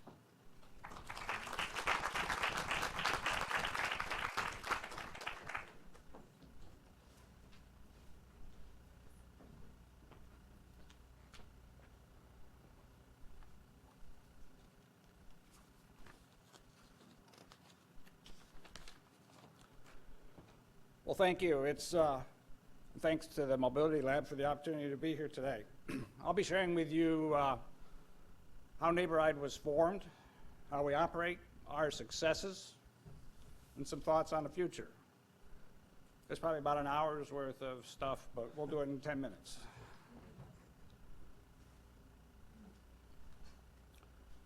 NeighborRide was formed as a result of a study in Howard County that determined that the increasing senior population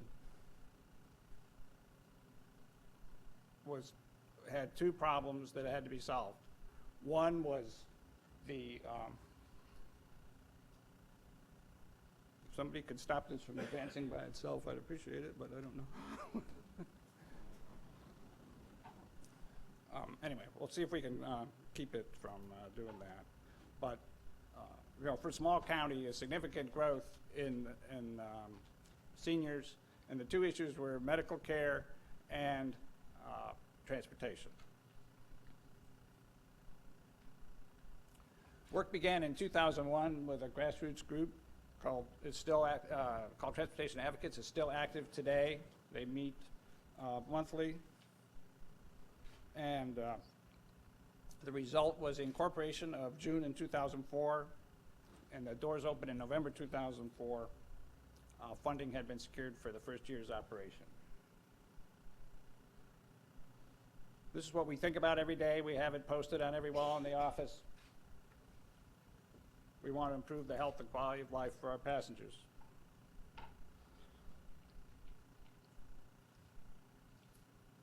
I'll master this thing yet that keeps going on without me. From an operational standpoint, we're supplemental transportation serving the county residents. 60 plus, our oldest is 94. We serve them regardless of the ability to pay. Currently 35% are no cost to the passenger. And that's climbed significantly when Howard County stopped providing no-cost transportation, and we were the only option. So for these people, we're all they have. We just recently changed our fees from zip code based, which was used when the organization was formed, to mileage rings using Google Maps. We allow 12 round-trip rides per passenger, remembering we are supplemental. And we go in a 35-mile radius because we found that's what volunteers want to do. That's still about 900 square miles. We have a custom database that supports the operation, and our volunteers are providing 99% of the rides that are requested. So we're real happy about that. The people that make this happen are volunteer drivers, volunteer ride coordinators. Volunteer drivers are using their own vehicles. Driving is very flexible, and the people are able to accept rides online. So the volunteers really enjoy the ability to accept the things online and not have to make their schedule meet our schedule. We have the volunteer ride coordinators come in the office 6 days a week, 5 hours a day on weekdays, and 3 hours on Saturday. Supporting the efforts of the volunteers is our part-time staff. There's 4 of us. We have 2 volunteer coordinators who take care of all things volunteer, recruiting, recognition, and retention. They manage the call center, which is the volunteers taking the calls, 2,500 calls a month. We have a community outreach coordinator who takes care of grants, public relations, marketing, looking for new volunteers, helping look for funding, and so on. And I get to do everything else. Currently, we have 340 volunteers. That sounds like a lot, but that's what it takes. We've served over 1,000 passengers, and since 2004, we've provided 68,000 trips.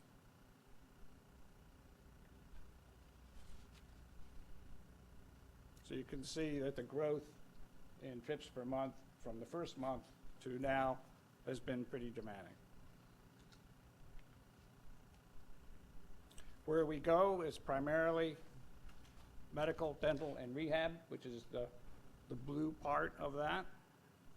And the rest, that's about 50% of what we do. And the other 50% is everything else that anyone might want to do on a day-to-day basis. Exercise, shopping, whatever they want to do.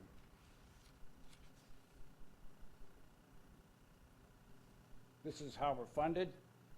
We have grants. We have the Howard County government supports us. The state government supports us.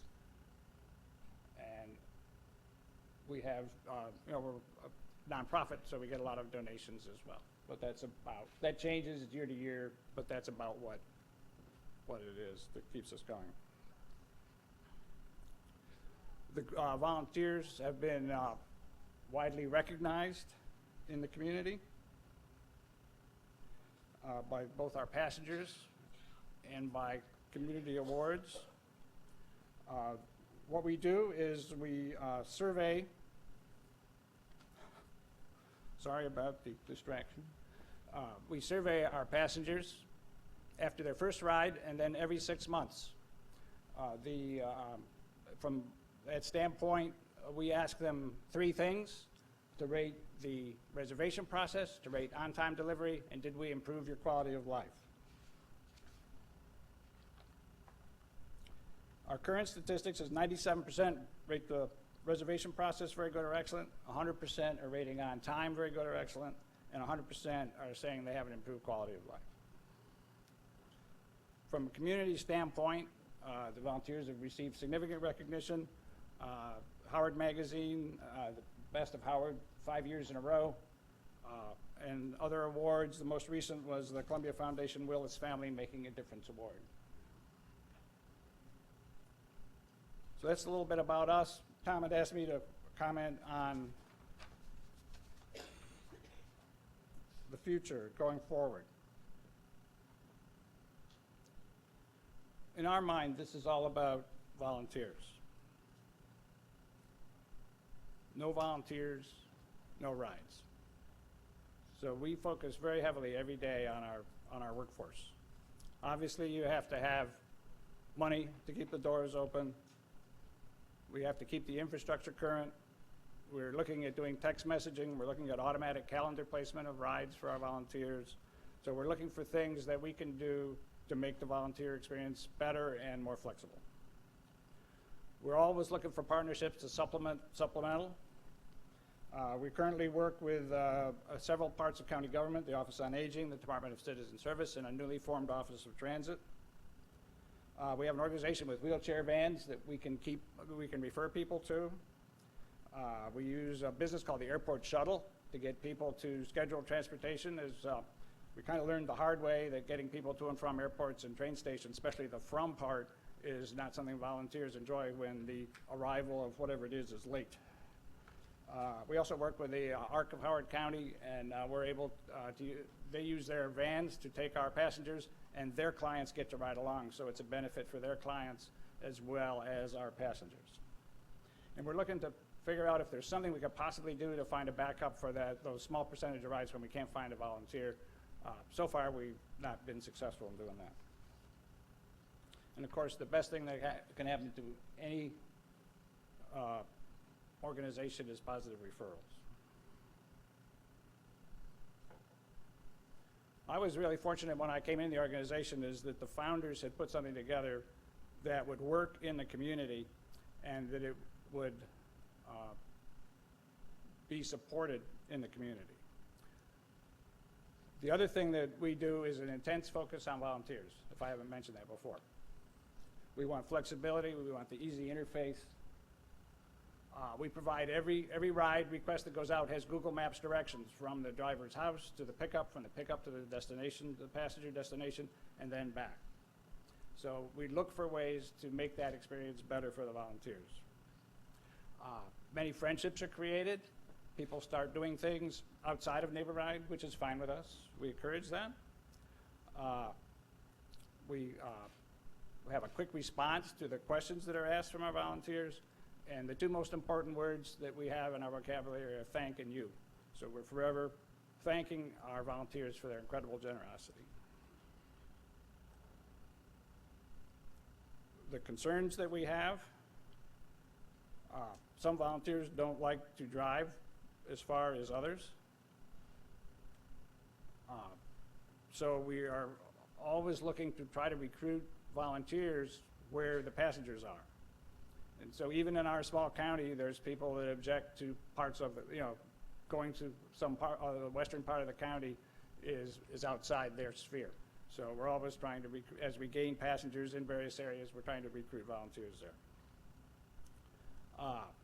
Diverse funding stream, we can't over-depend on one source. One of our longtime grant supporters recently changed their mission, and that funding went away. So, it was not devastating, but it got our attention. When we find that rides aren't picked up by a volunteer, it's time of day. People don't volunteer to be on any of the beltways at 5 o'clock at night. But when seniors are given medical appointments, and it's 4 o'clock on a Friday afternoon, they don't say, no, I can't come then. They say, thank you for the appointment. So we have some problem with that, some problem with distance, and some problem with personality, but the good news is that while those personality problems come, there's always a volunteer to take every passenger. We have had to coach a few passengers on some of their habits, but it usually works out. But those are when we look at why rides aren't picked up, that's why.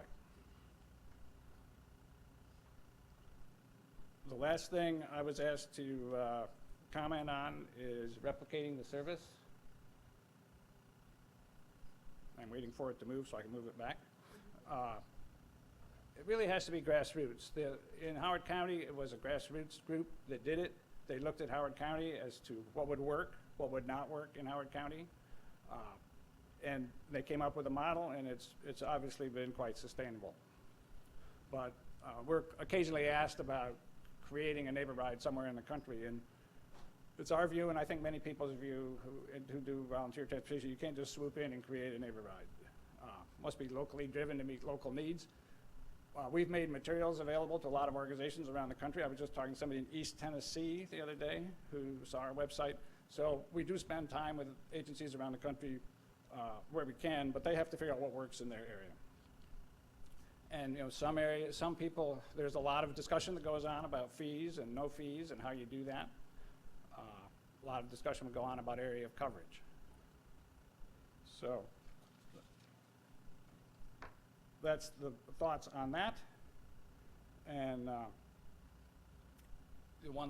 few last things to close. Just want to make sure I mentioned how important volunteers are to us, because I didn't make that point. And as the last speaker today, I wanted to thank you for your attention.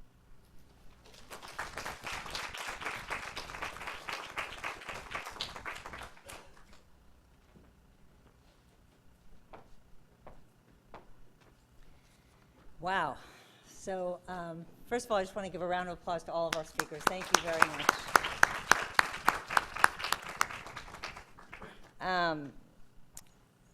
At the beginning of the presentation, so John mentioned the longevity bonus. One of our challenges is that we're living a lot longer. I don't know how many of you saw this Metro section from yesterday's Washington Post.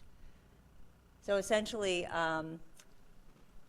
there was an honorary ceremony to honor the centenarians among us. And there were, in about 27 years ago when they began this ceremony, there were about 10 centenarians in DC. Now they estimate there are around 300. So just to give you really in terms of the magnitude that John was talking about. We also talked about that piece that a number of people reflected on. Elaine confirmed what John talked about in terms of our attitude toward aging and how old we feel we are. I've spoken to a lot of people in preparation for various transportation initiatives, and most people think they are, that 20 years older than them is old. Doesn't matter if they're 50 or if they're 75, you're not old until you're 20 years past where I'm at now. And that one of the implications of that is of that denial, that is really this, that we're not preparing ourselves. We're not preparing ourselves for our limitations And in this case, we're talking about our mobility limitations. And so, Elaine talked about, that we don't know what services are available to us. So we're not comfortable using the services. We also don't even know a lot of times what's available to us. And not only what's available immediately, but what we can do to make more available to us. Now, there are transit agencies around the country that have a fixed bus route that will deviate from that bus route and will come and literally pick up or drop off an older adult or a disabled person right near their home in lieu of them having to walk to the bus stop. But that has to be requested. And you have to know that that's something that you can request. So there's a lot of information and know-how that we're missing. People here, are wearing a lot of different hats, and I love how we're gonna get to your questions and answers just now. I love how Julie talked about how Capitol Hill Village is trying to reduce the volunteer demand load, the request for volunteer drivers, by making people aware of what else is available and making them comfortable using those things.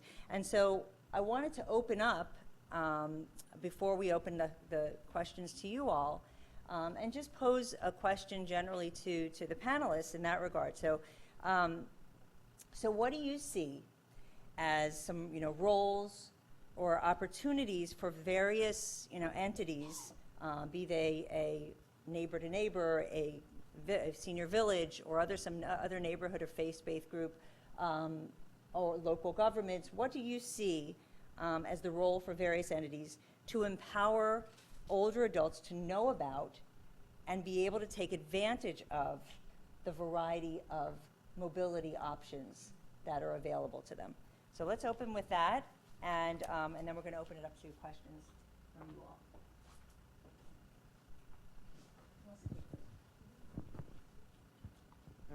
This gives me an opportunity to give a plug to a website called virginianavigator.org. And there's two sites within that, seniornavigator.org and disabilitynavigator.org. These are websites that offer resources on a variety of subjects. Transportation is just one of them, housing, legal, taxes even. They're excellent resources. When they started out, they had a coordinator in each district of the state of Virginia working with and establishing partnerships with, they have one with the libraries, with the senior centers.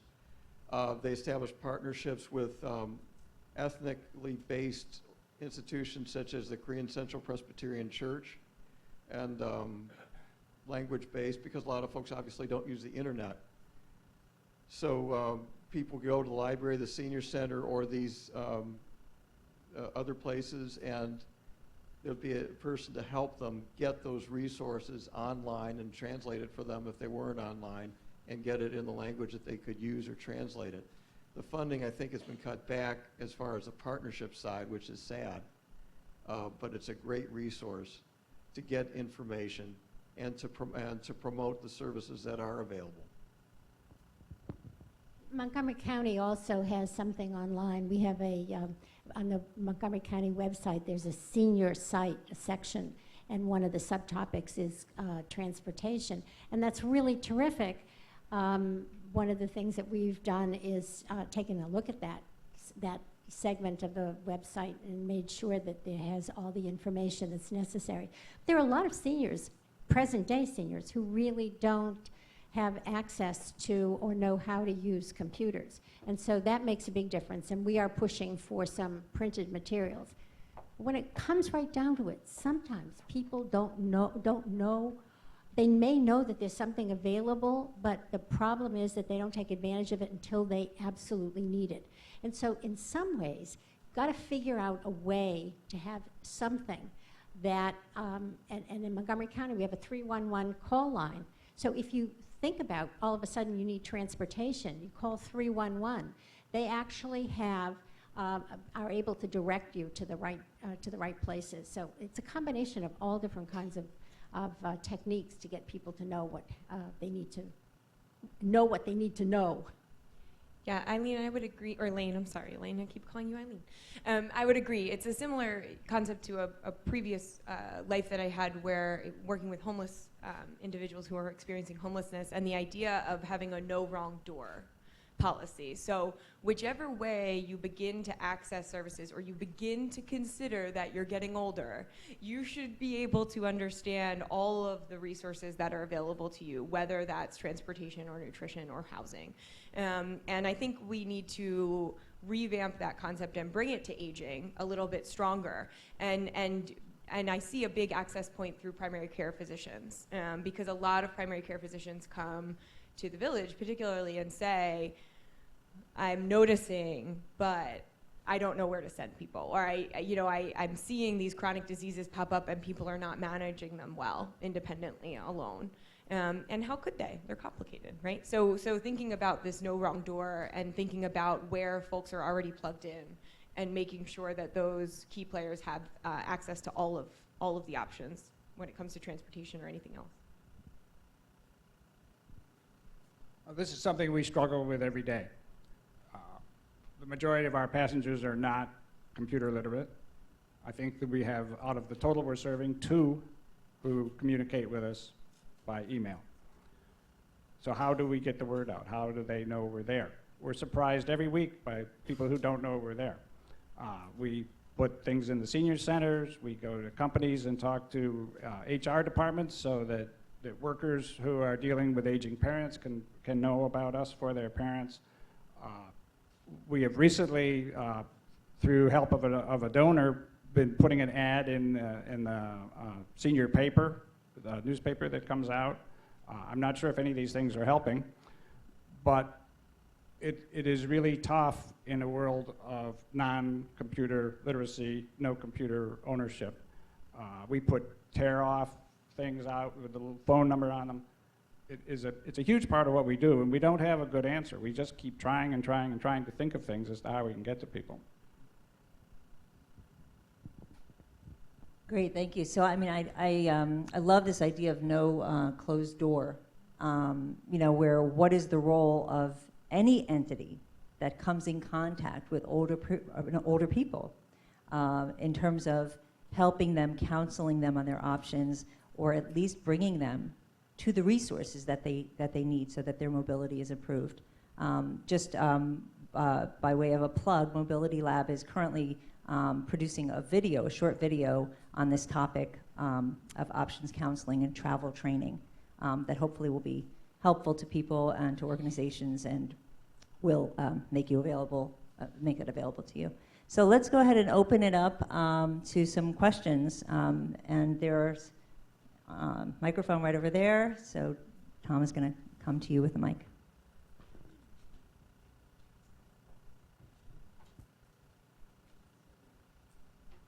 Did you also want to mention the stickers, what you want to do? Yeah, I mean, I thought I'd do that at the end, but Okay. But let's start with the questioning, and we'll get to that. Good afternoon. First and foremost, you all did an excellent job. Thank you very much for all that information. My name is Trina Mahan-Webb with the Fairfax Area Agency on Aging. I work with Volunteer Solutions. My question is, and you all have just an outstanding record with volunteers. So my question is related to the volunteers who are driving. Do you all offer any type of benefit, stipend, or reimbursement for mileage?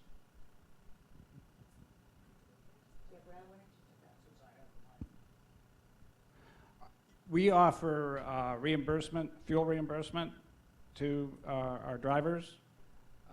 It's a percentage of our fees. We do it quarterly. We just finished a quarter. I think out of 340, I had 10 requests. And they're not necessarily the drivers who took the most rides. The one driver, in fact, the one whose picture is on that slide, who did 416 round-trip rides in the last year, does not request it. He does it because he loves it. We do an annual volunteer thank you, which is coming up this month and next month. We try to do something. April is volunteer month. We try to do something. But our volunteers keep telling us that a big part of what they get out of it is doing it. Great, yeah. And we don't provide any financial reimbursement at all through the village. There's an option to deduct your miles for tax purposes, and we can provide a letter of confirmation for that, but we don't provide any financial exchange. And that is the case with most of the neighborhood and locally based groups. Yeah, next question.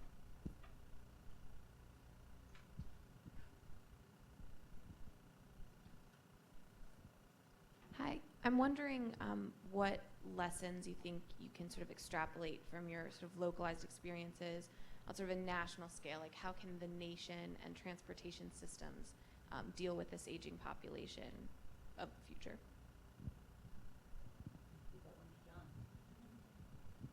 The Mobility Lab needs to go national in a big way. But it really is, our transportation system is localized. And I think that's a good thing and a bad thing. But the best practices need to come to the surface and be embraced by everyone. And so what you're hearing today are about, I think, I've heard of 7 kind of tenets of successful programs. They need to be packaged and marketed to all the other services around the country, and just keeping the great ideas rising to the top and being advanced by great organizations like Mobility Lab. There's also a National Center for Senior Transportation, and when I started my research, I actually called them, and they were very forthcoming with huge numbers of people across the country that are implementing mobility management systems.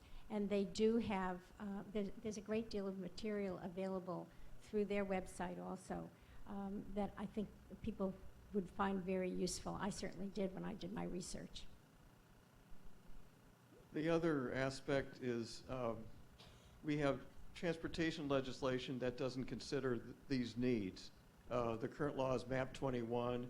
It expires the end of end of 2014, I believe.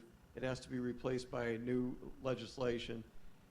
It's interesting. Transportation is overseen by different committees. If it's related to health care, the folks who specialize in transportation don't see it.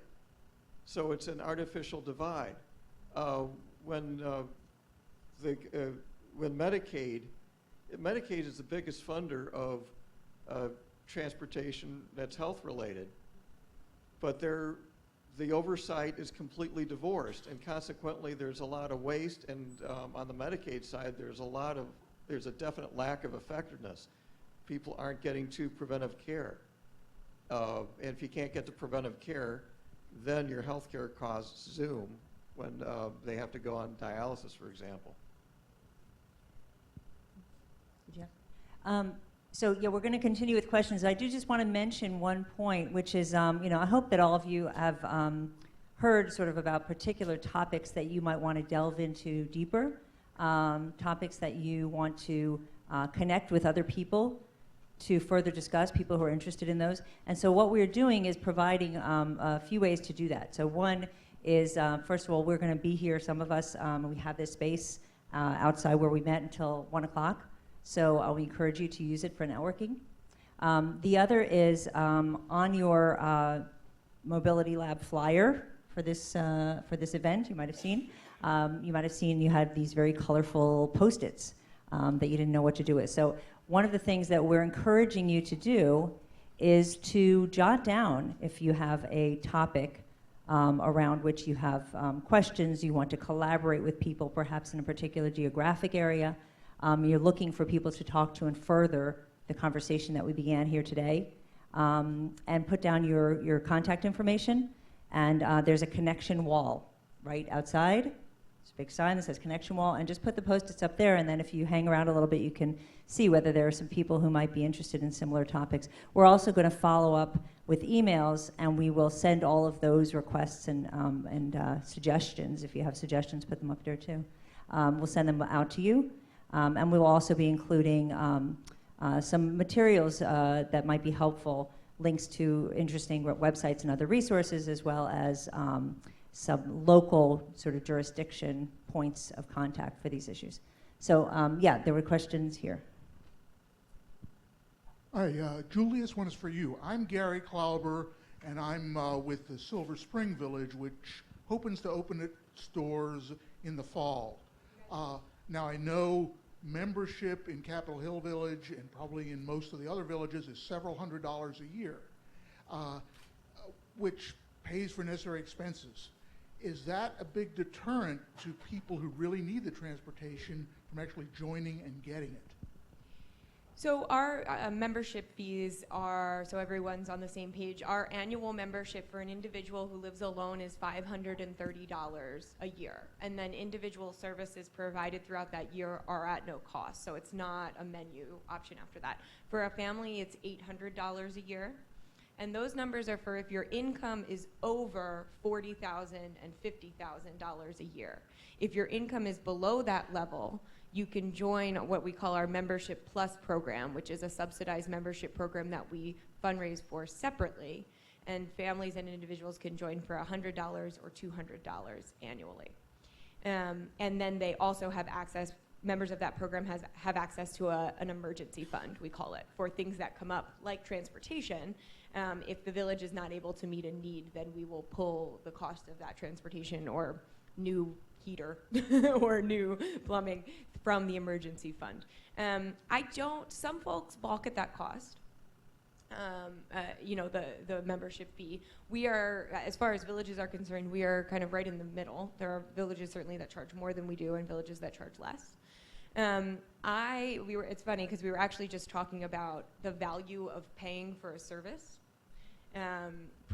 before we all got up here, and I think it says something. So when someone pays to be part of an organization, there's a sense of ownership there, and there's the feeling of being a consumer, and I think that's an empowering feeling. And I think that some of the transportation planning across the country has actually done itself a disservice by not considering at least a sliding scale fee for transportation services. And here's why. Because I want people to demand good service. I want this to be a useful system that's created. I don't want it to be, oh, it's free, so no wonder I didn't get there on time. No wonder I waited 2.5 hours to get picked up afterwards. I think that that's not gonna fly with this population as it ages. So I think there's real value in investing in the services that you're going to receive, and there's a sense of self-worth that comes from that. Most of our members, there's actually a portion of them, but most of our members really think that that's valuable that they're paying, and there's a portion of them even that don't want volunteer services. They want to pay for all of the services that they get. They want to pay a driver to drive them, and so we'll connect them with a fee. There's a lot that happens behind that exchange, and I think for those that can't afford it, we work with them and we talk about payment options and how to break down the payment. But it's for folks that understand how, from Capitol Hill to downtown, that's a $40 round trip cab. So if you think about that, $530 a year, that's actually pretty standard. That's you're covering your cab costs for most older adults if you're considering at least a doctor's appointment or 2 or 3 a month.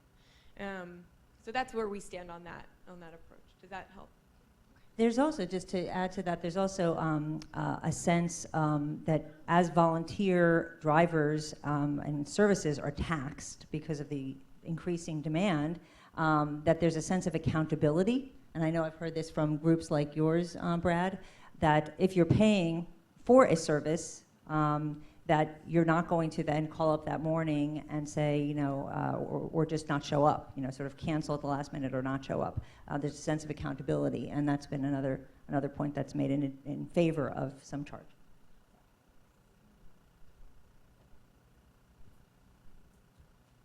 While we're waiting, I just want to give a heads up to my friends in the back with Independence Center of Northern Virginia. If you want information later on travel training, they'll be able to help you. I'm Joan Mooney, and I'm a writer with a specialty in transportation and smart growth. And I had a general question raised by John's talk.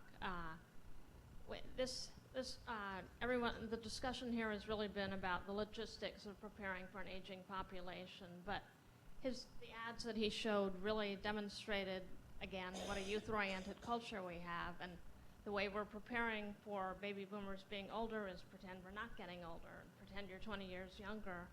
So what about the, are we prepared culturally for the age shift and psychologically even, and how, because I think that affects things like budget allocations. You've probably all dealt with this, but I'm curious what you think about that. I'm not sure if we got all day here, but that's a profound question, and I think that today we're not prepared. That this silver tsunami, that this is so profound what's about to happen to us in terms of the age shift, that we are struggling now to think about Social Security and our entitlements and all that, and just imagine putting twice the pressure on it. And so we're going to, these trends are all lining up to only be answered by a major mind shift and a major readjustment of policies, because we just have finite resources. So I think we're in denial as society. Now, what's going to bring that about? Well, fortunately, time is on our side, because what I opened with is that this is a fait accompli, where everybody that's going to make this happen has already been born. We're not going back. We are going to have the doubling of seniors. So we're going to all watch this, and it's going to come slowly then suddenly. And I think the way to change the model and change the thinking is going to have to extend beyond the aging services industry, beyond the folks here. It's got to go mainstream, and I think the best argument actually is going to come from the enlightened self-interest of CEOs and business leaders. And I was very impressed over the last couple of years in making polite appeals to Fairfax County and the Economic Development Authority and Jerry Gordon about the age wave and how important it is, and how it's really going to be a big issue for having older workers to make the economy go. And Fairfax County, in its leadership and wisdom, threw a big conference a couple of months ago at Capital One's headquarters, and had HR, human resource, very senior vice president level and CEOs come out, some 250 people, to a conference all about the age shift and the need for older workers and what we're going to do. And they had an esteemed panel of folks running big companies like VW North America, and talked about how we need to get ready for older workers. We're going to need them to maintain our advantage as, you know, an economic engine for Northern Virginia and for Virginia. So the fact that it had reached that level and they looked at aging in a new way, in a way that is really positive about the economy, I think was a major breakthrough. And what we need to see is more and more of that happening. So we can't go at it from a let's double the number of seniors, so let's double the number of disability services or double the number of volunteers. We have to go at it to bring in third parties that have an enlightened self-interest to participate and to help figure out new models with us. So I applaud Fairfax County, and I applaud Arlington and Mobility Lab for doing this, and I think more and more people are going to start to get it when it becomes more and more obvious. As the Marylander among you, I have to give a plug to the state of Maryland, because a couple of years ago the state of Maryland adopted legislation that actually was written or worked on by the Montgomery County Commission on Aging for Communities for a Lifetime. And that's been one of the important policies that Montgomery County has moved forward with. Actually, this legislation requires all the counties to come up with a plan for how they're going to be communities for a lifetime. Well, Montgomery County has begun to work in that direction, and so from our point of view, that's really a very positive aspect. The other thing is that Montgomery County just adopted as policy a senior agenda, which talks about the whole range of issues and services that seniors will need, and employment was one of them in the future. And we're when I say we, as a former member of the Commission on Aging and one of the people who was instrumental in having it adopted, I'm very pleased to see that we're actually going to be monitoring it.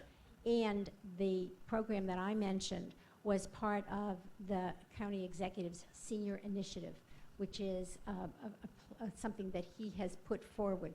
So Montgomery County, at least, is beginning to, not beginning, but is really in the middle of thinking about this change in the population.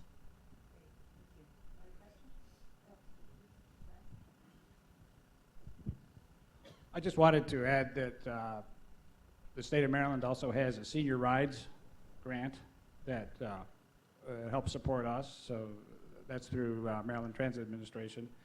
And we're quite fortunate in our county that both the executive office and the county council very actively support what we and many other agencies are doing, but they have a good understanding.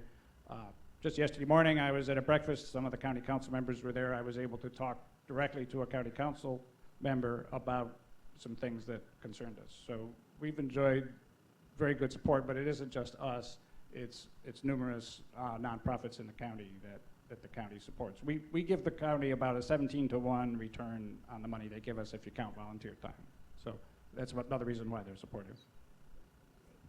One quick thing, because I think you were also getting at individual hesitation on a person-by-person basis around being prepared for the aging experience. And I see that often in people's hesitancy to join the village.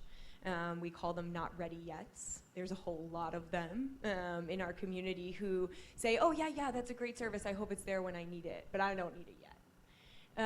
And I think that is a challenge that all of us are going to have to consider in the coming years, because if we can put out as much information about all of our great programs as we want, but if people aren't willing to, if we're not packaging it in a way that's appealing as part of it, but there has to be some recognition of aging and some existential questions that are answered in order for people to really embrace all of the programs that are being created and all the innovation that we're looking to emerge in the next few years. So I think that's the bigger question that sits in the forefront of villages conversations and lots of programming that's being created around aging, is how we begin to shift people's perspectives from, oh, I'll never need that, to the reality that you never know what you're going to need, which is how it shakes out. So yeah, that's a point that I found through a lot of this research. Is if I was a psychologist, I think I'd go into dealing with this issue of denial of aging. But the last question I just wanted to pose to all the panelists, one point we've heard through a number of these presentations is really the need to marry the formal and informal services, to coordinate at the local level, and to create partnerships where possible. And essentially we began here a conversation around that I hope will move the needle on that agenda. And so I wanted to just pose to the panelists and ask if everyone in 1 minute or less could share their thoughts. Is sort of as a result of this conversation, what is one thing that you would incorporate into your work, or one opportunity that you will take advantage of in order to advance these kinds of partnerships or better coordination among the different players in the area of older adult mobility? Community engagement is key in what we do, and that often meeting with you, meeting with stakeholders, meeting with groups that work with seniors, and showing them what resources are there. That's part one. And then part two is changing the government's mindset so that the services that government can offer to private organizations become available. There's transit authorities who donate older vehicles to nonprofits for senior center transportation and other things. There's transit systems that offer training, maintenance, assistance to keep folks afloat. A lot of us in transit size our services for peak service for commuters. We have vehicles parked in the middle of the day or excess capacity in the middle of the day. Some of that can be sold at a cheaper rate just to cover the cost of the driving and the wear and tear of maintenance. because your insurance, your admin, those costs don't change as you increase your off-peak services. So we need to, on the government side, we need to be more entrepreneurial as we reach out and offer opportunities for partnerships. I've learned a great deal from all of the people who spoke today, but one of the things that I think is that I will go back and push for, and of course, as I said, my job ends in a few months anyway, is to really promote the idea that this mobility manager is not just for older adults, but is the window into serving the transportation needs of an entire community, and certainly an up-and-coming population of people who are going to need it.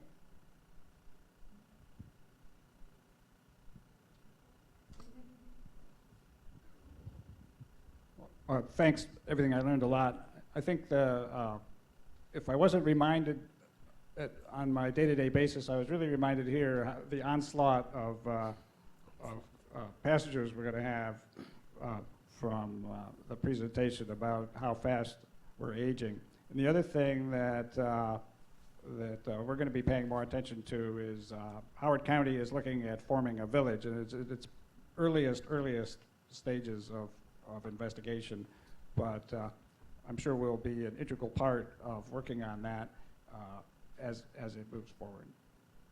Yeah, that'll be an exciting partnership. I'm really excited to see where you guys take that, because that's part of what I've gleaned from this is really looking at a community-based approach to each transportation solution that's needed. I think is going to be the way to go. There is no silver bullet. There is no transportation system that serves everyone seamlessly.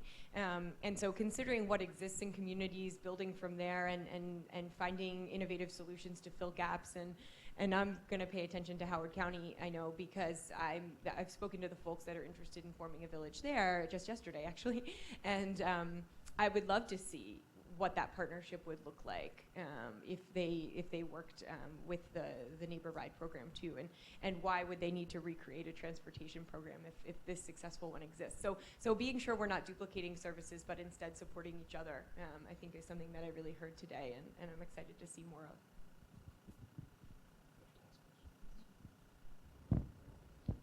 Well, I was honored to be here, especially with such smart people up here. The takeaways for me, I always think in terms of headlines, and so I have 7 headlines that I consider sort of like the tenets of success, and one is based on boomer sensibilities, that's safe, options flexible, customized, health-oriented, and sexy. Based on all human needs, so yes, health is a big demand, but you should think beyond that. Number 3, mobility coordination. I've just heard that big time, how important that is. Number 4, volunteers are the key. Wow. And parenthetically, boomers volunteer more than any other generation, so you got more volunteers coming. Number 5, funding models got to be diverse, and that makes a lot of sense. Number 6, ROI performance, and some of the ideas about surveys, which I love because I'm a researcher, but surveys to be able to quantify that, yes, I have an improved quality of life because of the service, and be able to report that back out, community impact. And then number 7, my favorite word, marketing. Marketing, marketing, marketing. One of the 4 P's is promotion, and you got to promote yourself to get more volunteers, which are the essence of a program. And then secondly, you got to promote to get more customers, to let your service be known. So a lot of times we forget that 4th P, but it sounds critical from this discussion. So those are my 7 tenets of belief, and boy, I have learned a ton. Thank you. Thank you. Well, thank you. Help me thank all the panelists, the moderator, for a great job, and all the good work they're doing in their communities. And thank all of you for being here and participating in the Mobility Lab today. This conversation will continue at mobilitylab.org. Please write down your particular interests and your contact information on your stickies, if you will, to put on the contact wall. And thank you all for being here.